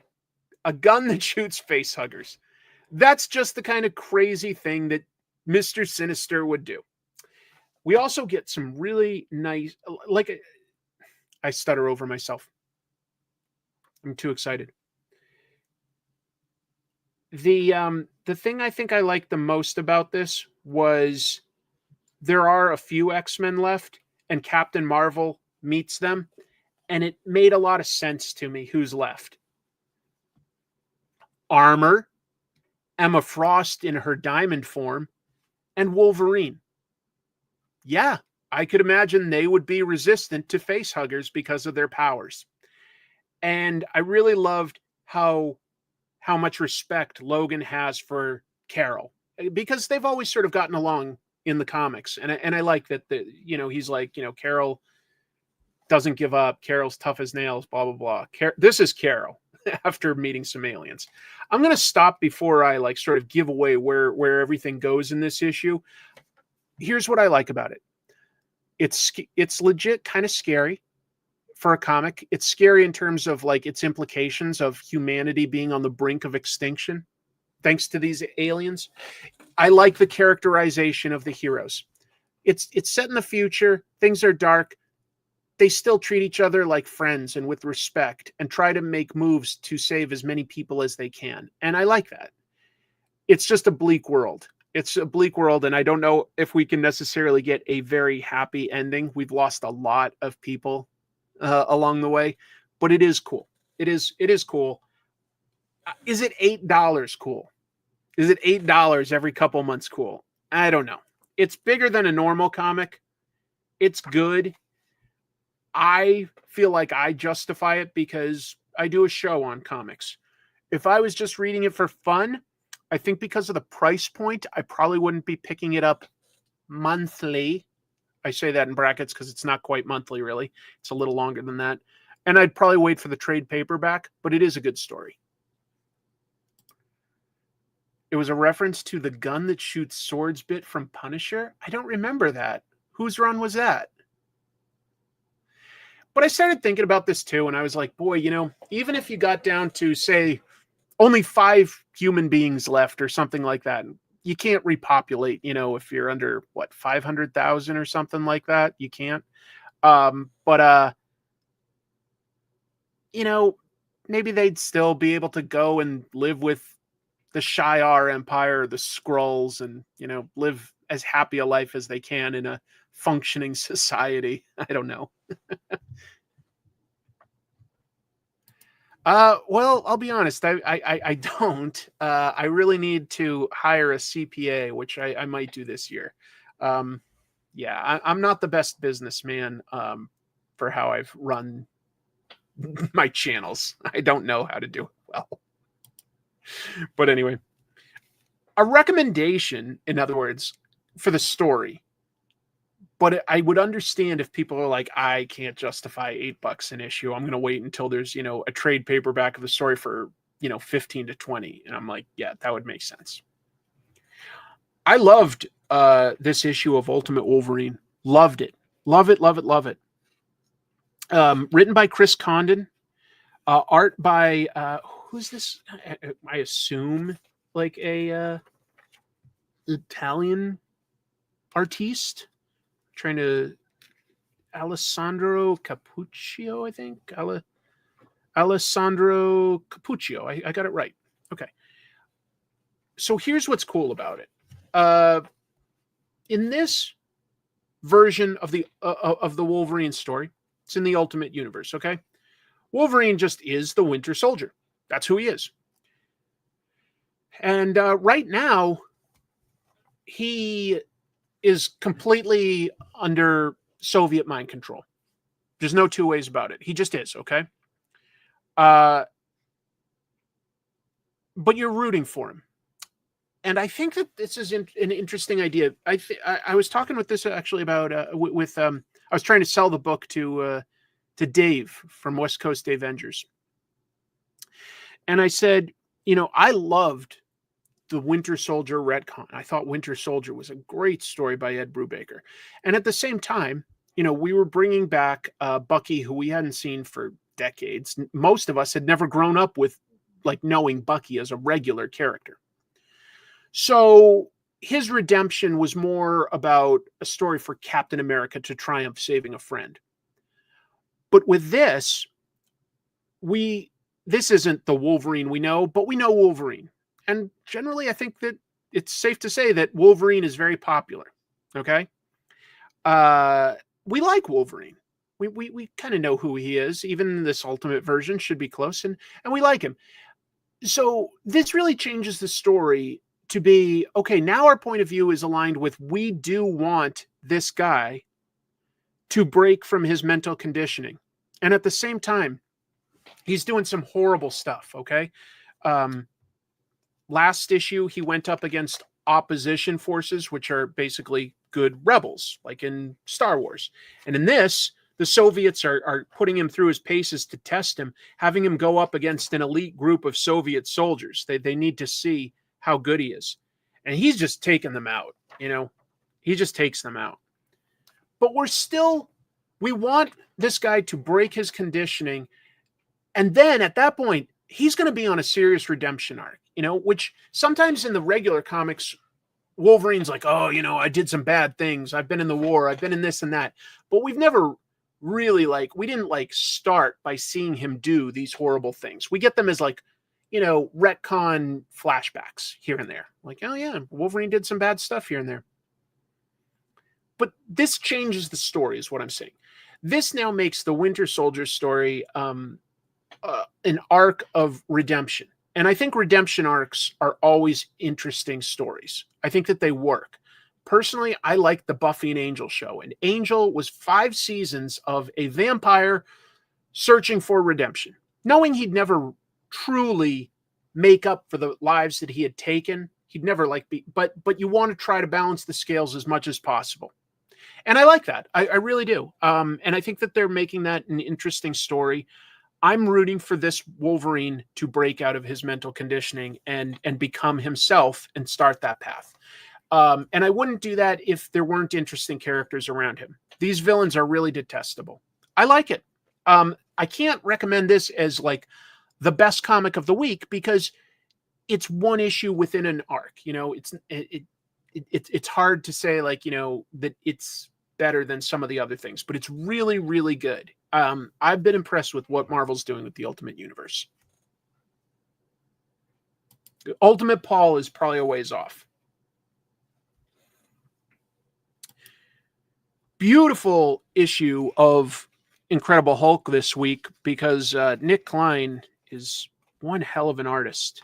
And what's happening here is Hulk has been hanging out with this girl, Charlie, who she came from an abusive background. She wanted to be strong like the Hulk. She's been tagging along and she now has monster powers.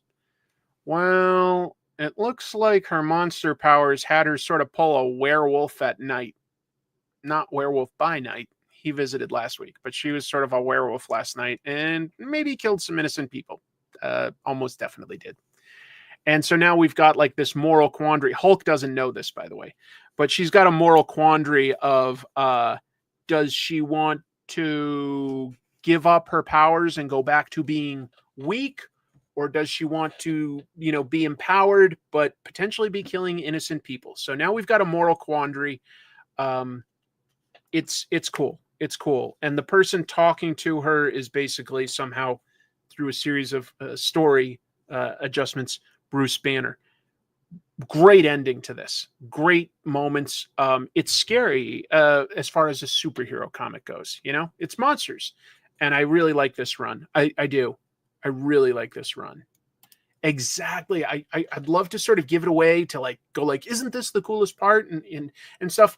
But I'm trying to keep at least a little bit of these mini reviews from spoiling things for you folks. I'm trying to just introduce you to the concept a little bit, talk about why I like it.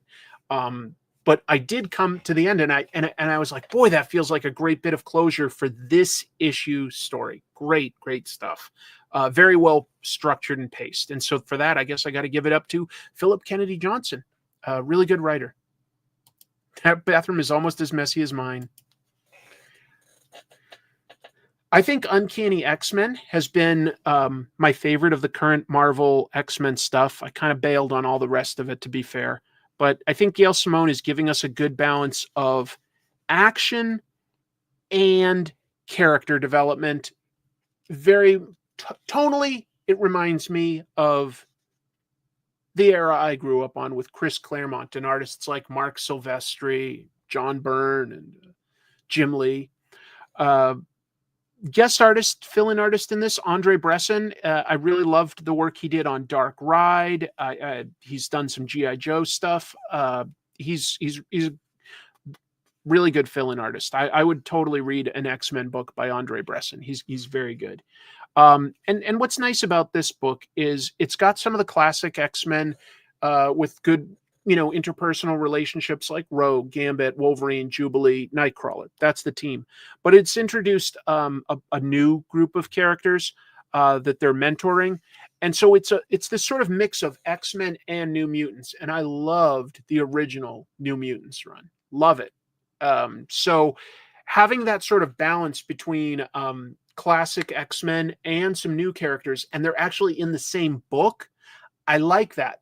Because there was always this one disconnect where I say I love the original New Mutants, but it always felt like they were sort of talking about like, boy, wish I could go out on an adventure. Like, did you hear what adventure the X-Men went on this week? And I was like, yeah, I want to see them sort of, they're supposed to be in like the same mansion basically, and they never crossed over. It was bonkers. Rarely crossed over. The covers on this run, yeah, that's all David Marquez, the regular artist. But David Marquez is really good. David Marquez is one of the best that Marvel has signed right now. I like it. I like the poses are just stretched out enough that they like a little bit more than realistic, but it adds a real energy and animatedness. I love this kick by Jitter. That's awesome. Wolverine front and center and everything sort of around him. It's really good. It's nicely balanced. Nice to see, though, Randy. I hope you had fun at Vancouver Fan Expo. Hope you sold some comics. What was I going to say? Oh, another element I like about it is that it's set down in Louisiana, basically near New Orleans, and I lived down there for 4 years, and I love that city. I've always got affection for it. So it's just kind of fun to see to see that, because it makes me a little nostalgic in a different way. The run is nostalgic for a time before college, but like the setting is nostalgic for a time in college. I'm biased by it. But it's cool. Yeah, it's a really fun run. I can't believe we're already up to issue 10. That's amazing. Batman Off-World finally wrapped up. This one took ages for some of the last few issues to come out. But folks, this is a great Batman story that finally gives us something a little different too, because Batman tends to go sci-fi in the 1950s and in JLA, but in his own book, he's a street level detective, right? Well, in this book, he follows like a crime that takes him into space. He goes on like the what would I call it? The Spartacus journey. He becomes a slave, a warrior, and then a leader. And that is awesome to see Batman go through that. And it makes him seem so badass. In this, he's going up against an alien who, a telepath, we'll say. He can whisper things and is said to have killed billions of people with it, okay? Huge supervillain that runs a crime syndicate with his super strong sister. But he doesn't break Batman. Batman's like saying, like, all I want to do is like rip my own face apart and stuff, but he just keeps it together. And and he keeps it together by realizing that every moment he's keeping it together, he's realizing that this guy is becoming scared because he's never seen somebody not just instantly kill themselves from his whispers. And Batman, this is what works with when Batman works well, is, you know, Batman scares his enemies. This is a Batman who legit has earned an ability to scare people. The aliens all think of humans as weak, if they even think about them at all. So he has to build himself up from nothing. Like I say, he starts as a slave, and he has to understand aliens have different physiology for fighting them.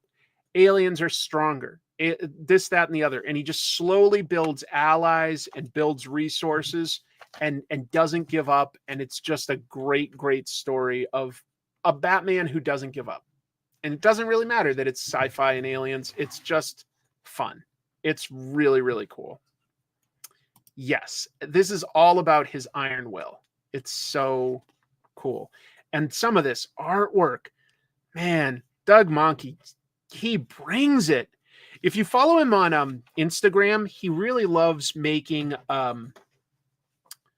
animation, like his own little animations, which is fun.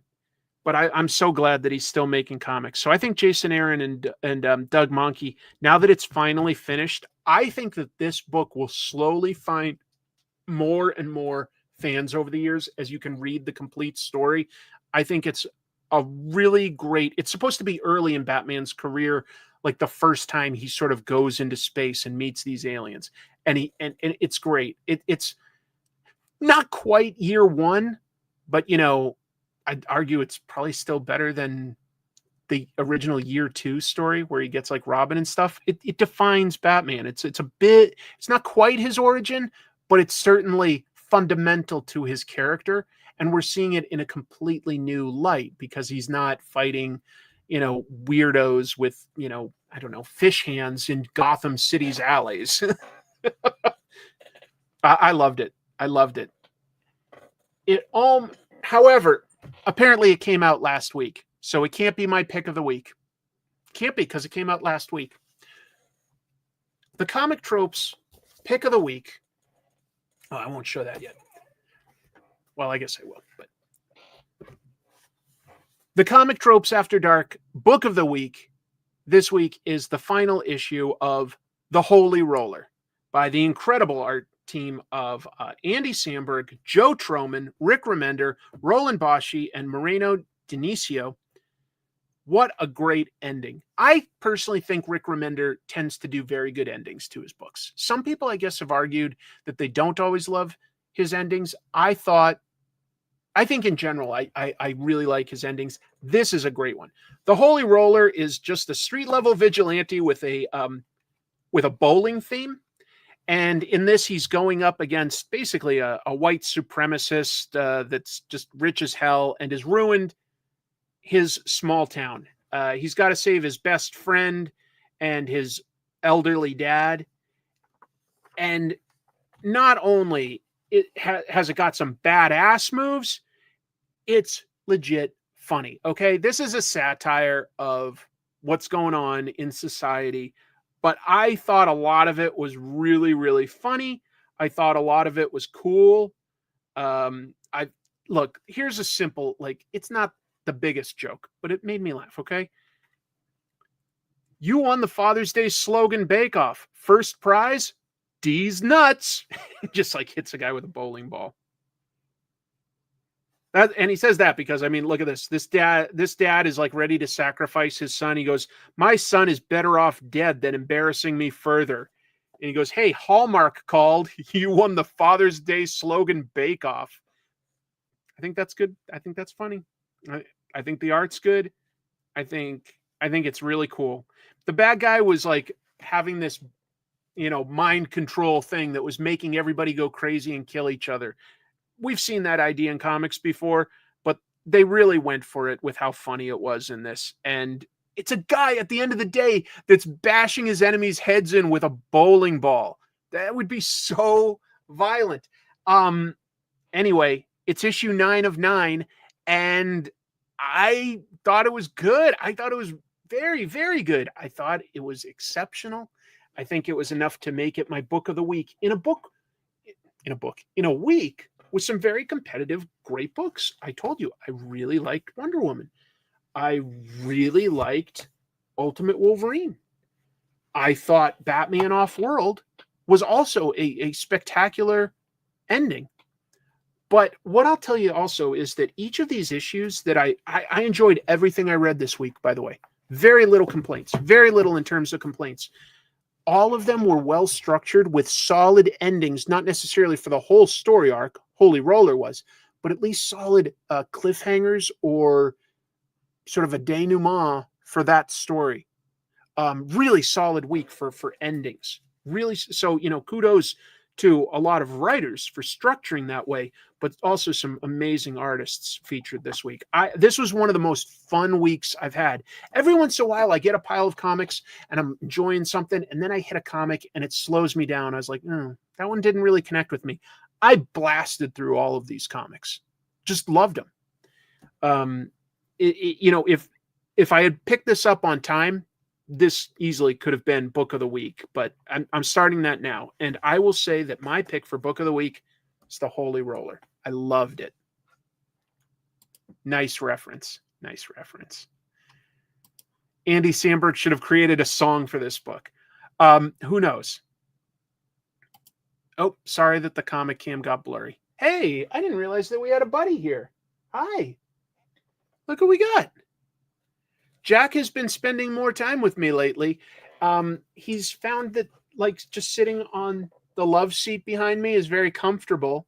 And he's decided that he likes it when I told you, spending a lot of time editing that Spider-Man manga episode, a lot of time. And, with the headphone in, I'm just sort of gently clicking and clacking. And I think he likes how quiet and chill it is. Let me draw a little. Guess what today is, folks? Today is something that I like. Today is known as Twin Peaks Day.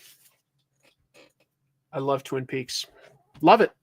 I think it. The original show, yes, there was some clunker episodes in the middle of season 2. But I love the show. I love the movie. I love the return. So good. It's Twin Peaks Day. We recently lost the incredible David Lynch, writer, director, actor. So I sketched out a Gordon Cole based on a classic thumbs up pose. And I thought it would be a really fun one for me to practice inking with some deep shadows. So I'm going to do that. And yeah, I'm pretty sad too. Yeah. Yes. Infamous Mike Manhattan is talking about a hilarious part in the Holy Roller where the hero is trying to sort of make this huge epic hero speech, and in the background his enemy is getting throttled and choked. It's kind of funny, to be honest, the way it's structured. To be honest.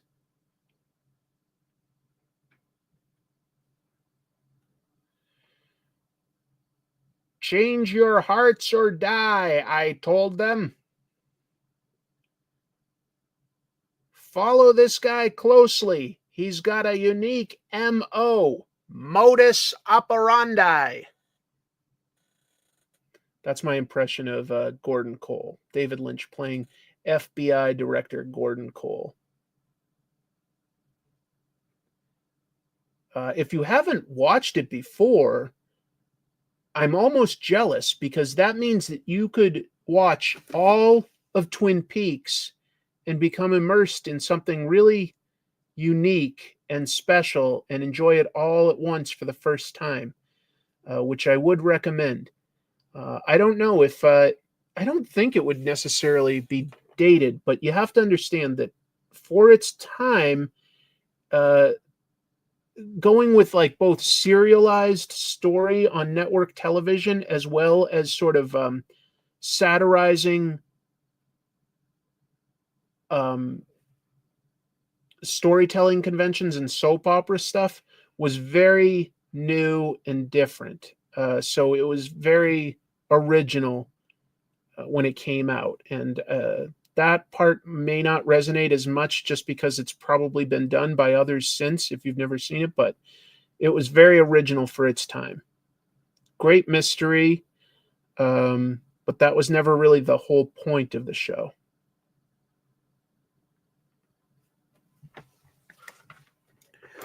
David Bowie is in Fire Walk with Me. Yeah.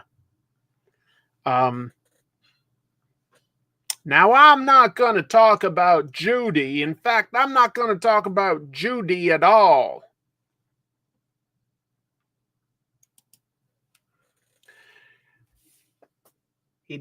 Agent Jeffries discovered an ancient evil known as Jowday, which over the years became known as Judy. Sorry, he's got a unique way of talking in the show. It's fun to do an impression.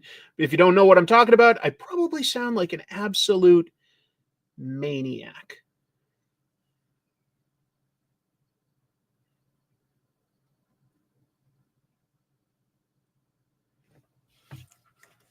Whoa, look at that. Happy Twin Peaks Day.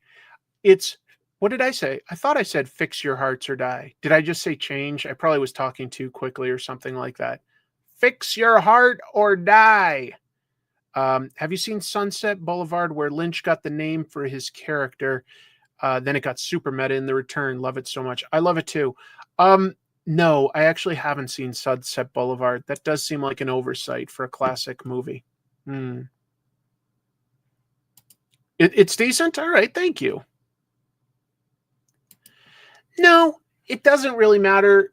It's about good and evil, but it's also, honestly, all a commentary on television. Well, that can be my opinion. You could have a different opinion, and I'd say that's totally valid because it's just Twin Peaks. What comic book characters did you used to draw? Batman? A good amount of Batman, I think, when I was younger. But I also really always enjoyed drawing like mechanical characters like Transformers. But I don't think I was good at it. But I think that I did do that a good amount as a kid. Oh, well, actually, I made an episode, I think, about it once. I made a 60-page Transformers comic book when I was 10 years old. Who does that?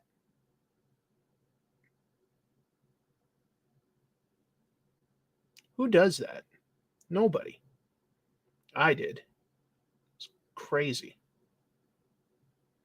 It isn't good, by the way. It's hilariously bad. I talked about the first 20 to 30 pages in an episode just for fun. Dude, that line is legit, like, scary to me. Just so scary. Yeah, Lost Highway is another very surreal, weird one. You know, it wouldn't necessarily be my starting point for recommending David Lynch. Not necessarily. I love Mulholland Drive. Okay. So I should watch Sunset Boulevard then. Okay. I should. I'm glad so many people know David Lynch and know Twin Peaks. Yeah. Oh, yeah, I did see that. I have to admit that I wasn't necessarily super educated about who Jim Silk was until I started seeing posts about him having passed away, but I didn't feel educated enough about him as an artist to comment on it. But I've seen some of his work since it had happened like about 2 weeks or a week and a half ago. And boy, talented.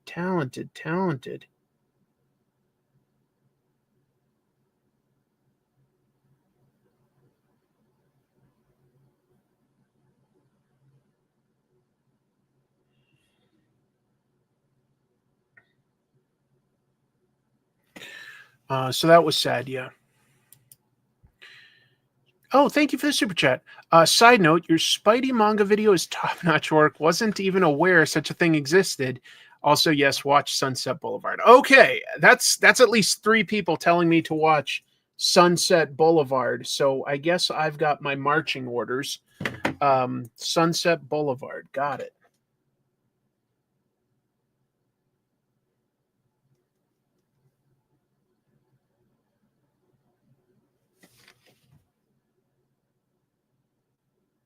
Always appreciate recommendations. It's how I discover new things.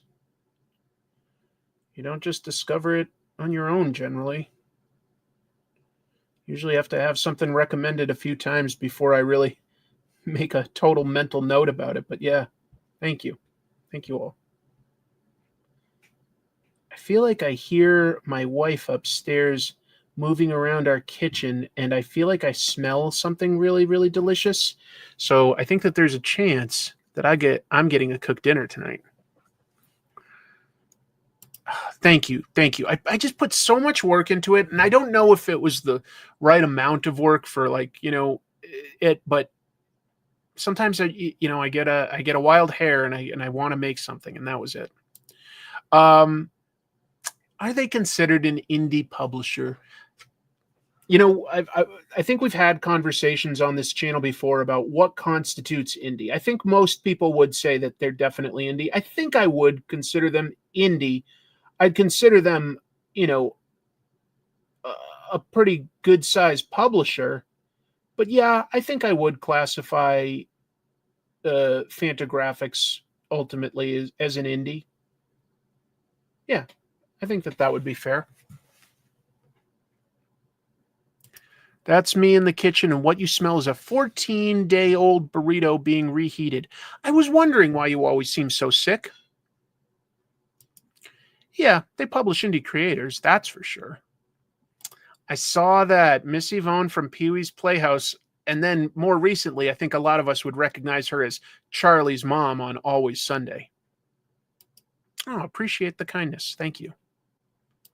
Let's see. Will you regularly follow the new Godzilla comics universe? I think I'll definitely pick up the first issue of each one, but I will say that the main Godzilla title and the Godzilla one going into space are the two that interest me the most out of the three.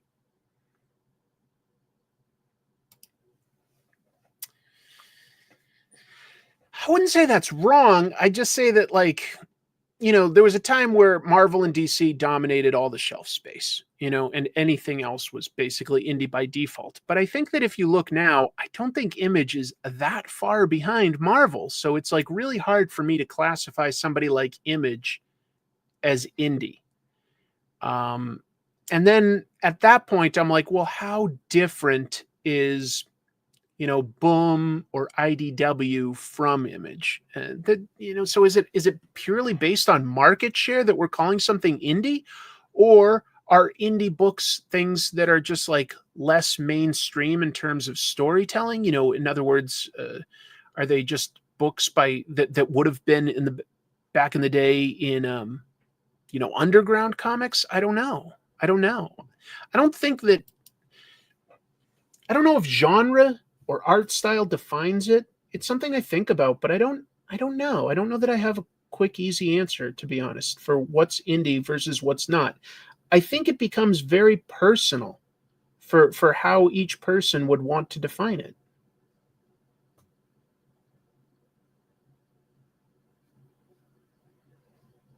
Does that make sense? I hope so. Oh, look at him. He's asleep.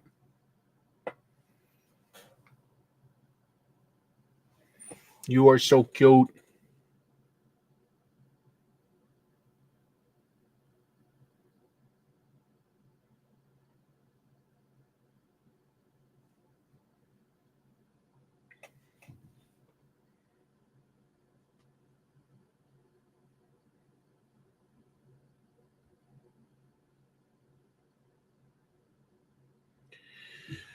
Thanks for staying so long. Like, I know that, like, when I draw, I get a little quieter, and it's a different sort of vibe at the end of the show.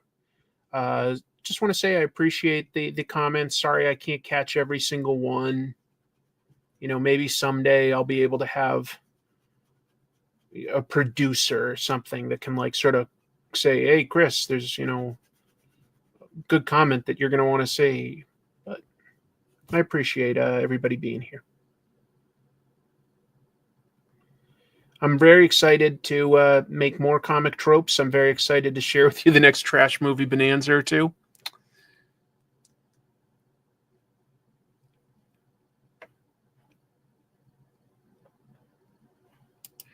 Do I know anywhere online where you can get the Spider-Man manga?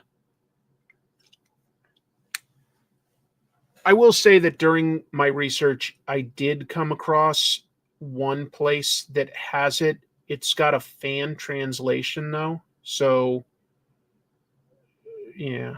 But I also don't want to I don't want to mention it because I don't really like supporting any sort of pirated stuff.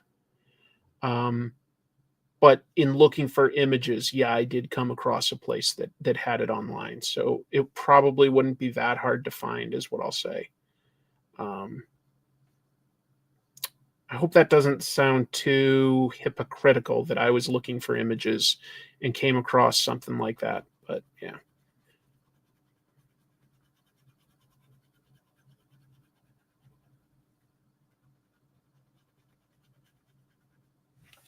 I don't want to shout it out. Oh, good. I'm glad you're going to do some inking, John. I like a lot of what you do with the inks. You're much braver than me about throwing down deep shadows. I've always done all kinds of drawings. So as to like what started me, I was messing around with it before I really even knew what to do. I've always played with all sorts of tools. If you want the actual books, yeah, that's a great recommendation. Right. Like Japan Book Hunter, he can always find these as a collection. It's not that hard to find these as a collection. Not every day are you going to come across it, but it's also not rare. But it's also been over 20 years since they printed it last. So it depends. Like the value can sort of go up and down a bit. But that's a good way to do it. Oh, I'm glad you mean that. I don't think that there is an official online version. No, because they haven't even printed it physically, like I just said, in over 20 years. So, but I think you could go to Japan Book Hunter, eBay, if you can translate it, Mandarake, and you can still order stuff like that. You can get it. I haven't read Power Fantasy, but I've heard good things about it. People are really talking that book up lately.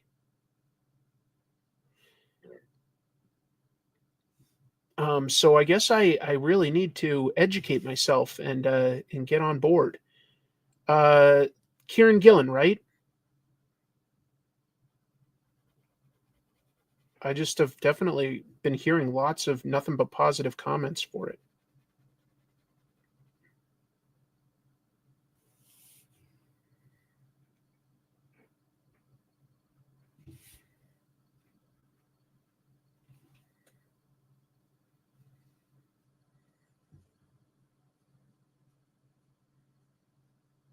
I like inking hair. I like inking strands of hair. I find that I'm happy enough with the results that I do, and I find it very relaxing to ink hair. Is that weird? Maybe it is. But it's something I enjoy.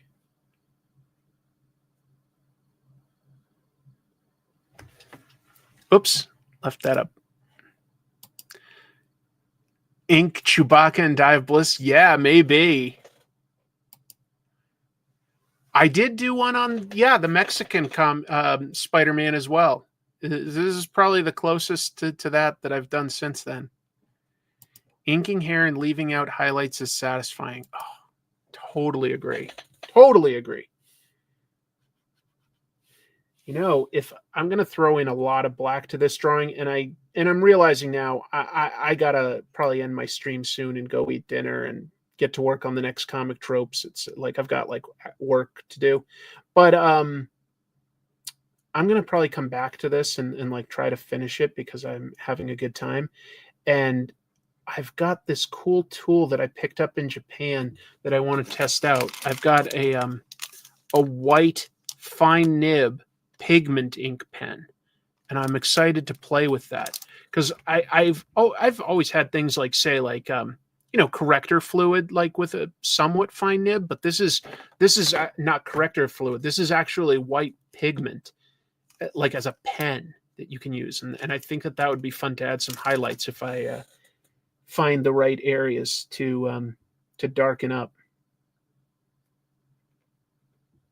Sounds like fun.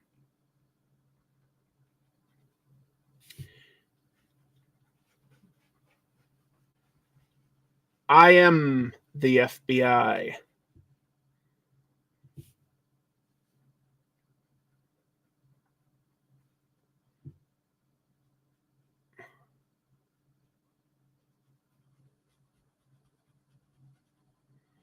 Sorry, I was thinking of Twin Peaks stuff, of course. It's a line from Dale Cooper, arguably the main character. I think he is.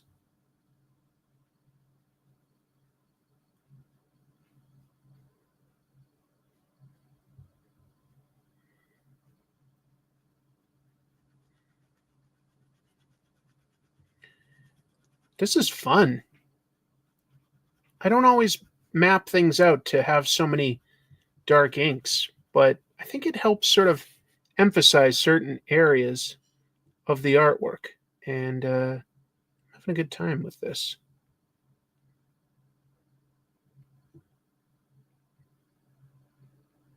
But I should wrap it up in a sec. What else is being asked?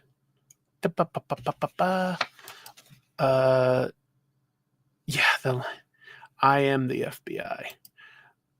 Whiteout fine point, sort of, yeah. Ooh, I never file my comics these days. That's awesome. My comics are so disorganized. That's why I haven't been able to find my Jaws manga that I found after 10 damn years of looking for it. But I've got it somewhere. Who am I looking forward to seeing at Emerald City Comic-Con? I'm trying to think of who's there this year. I don't know all the guests. I need to go and see who's a guest. I'm going to be on at least one panel on Saturday. I've been invited to some others on Friday. It depends on my work schedule, but I'll be on a panel on at least Saturday about horror comics.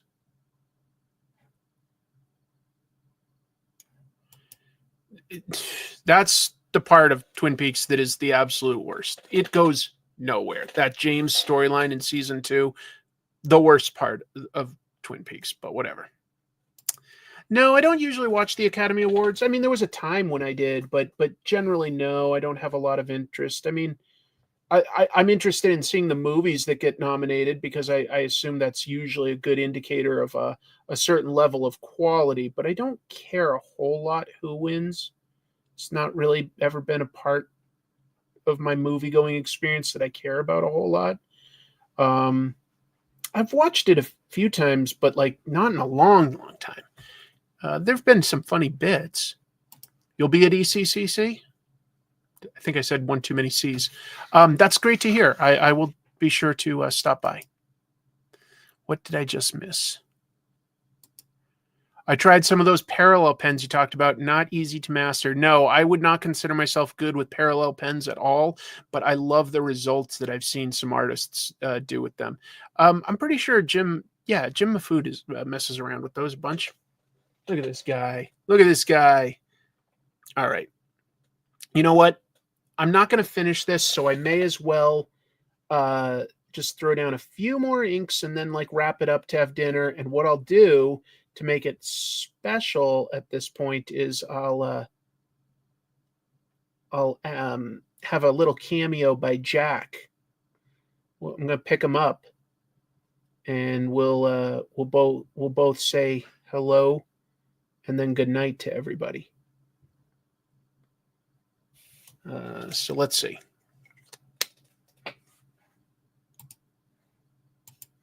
Paul might be Venom. You know who my guess is for who's the new Venom? My guess is Venom is the new Venom. I'm guessing that he doesn't even have a host. I could be wrong, but that's my guess. that was fun to at least start.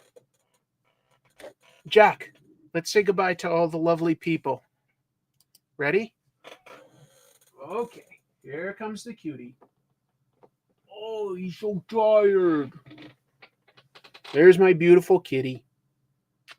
I know you don't want to be held right now, but we're going to go upstairs and we're going to both get dinner, okay? You can have some kibbles, maybe even a wet canned food. And I'm going to have whatever Chrissy's been cooking. All right. And Lily's over there too. Lily, do you want to be on the show? No. Lily's comfortable being by herself. All right. Thank you all for watching. Means a lot to me.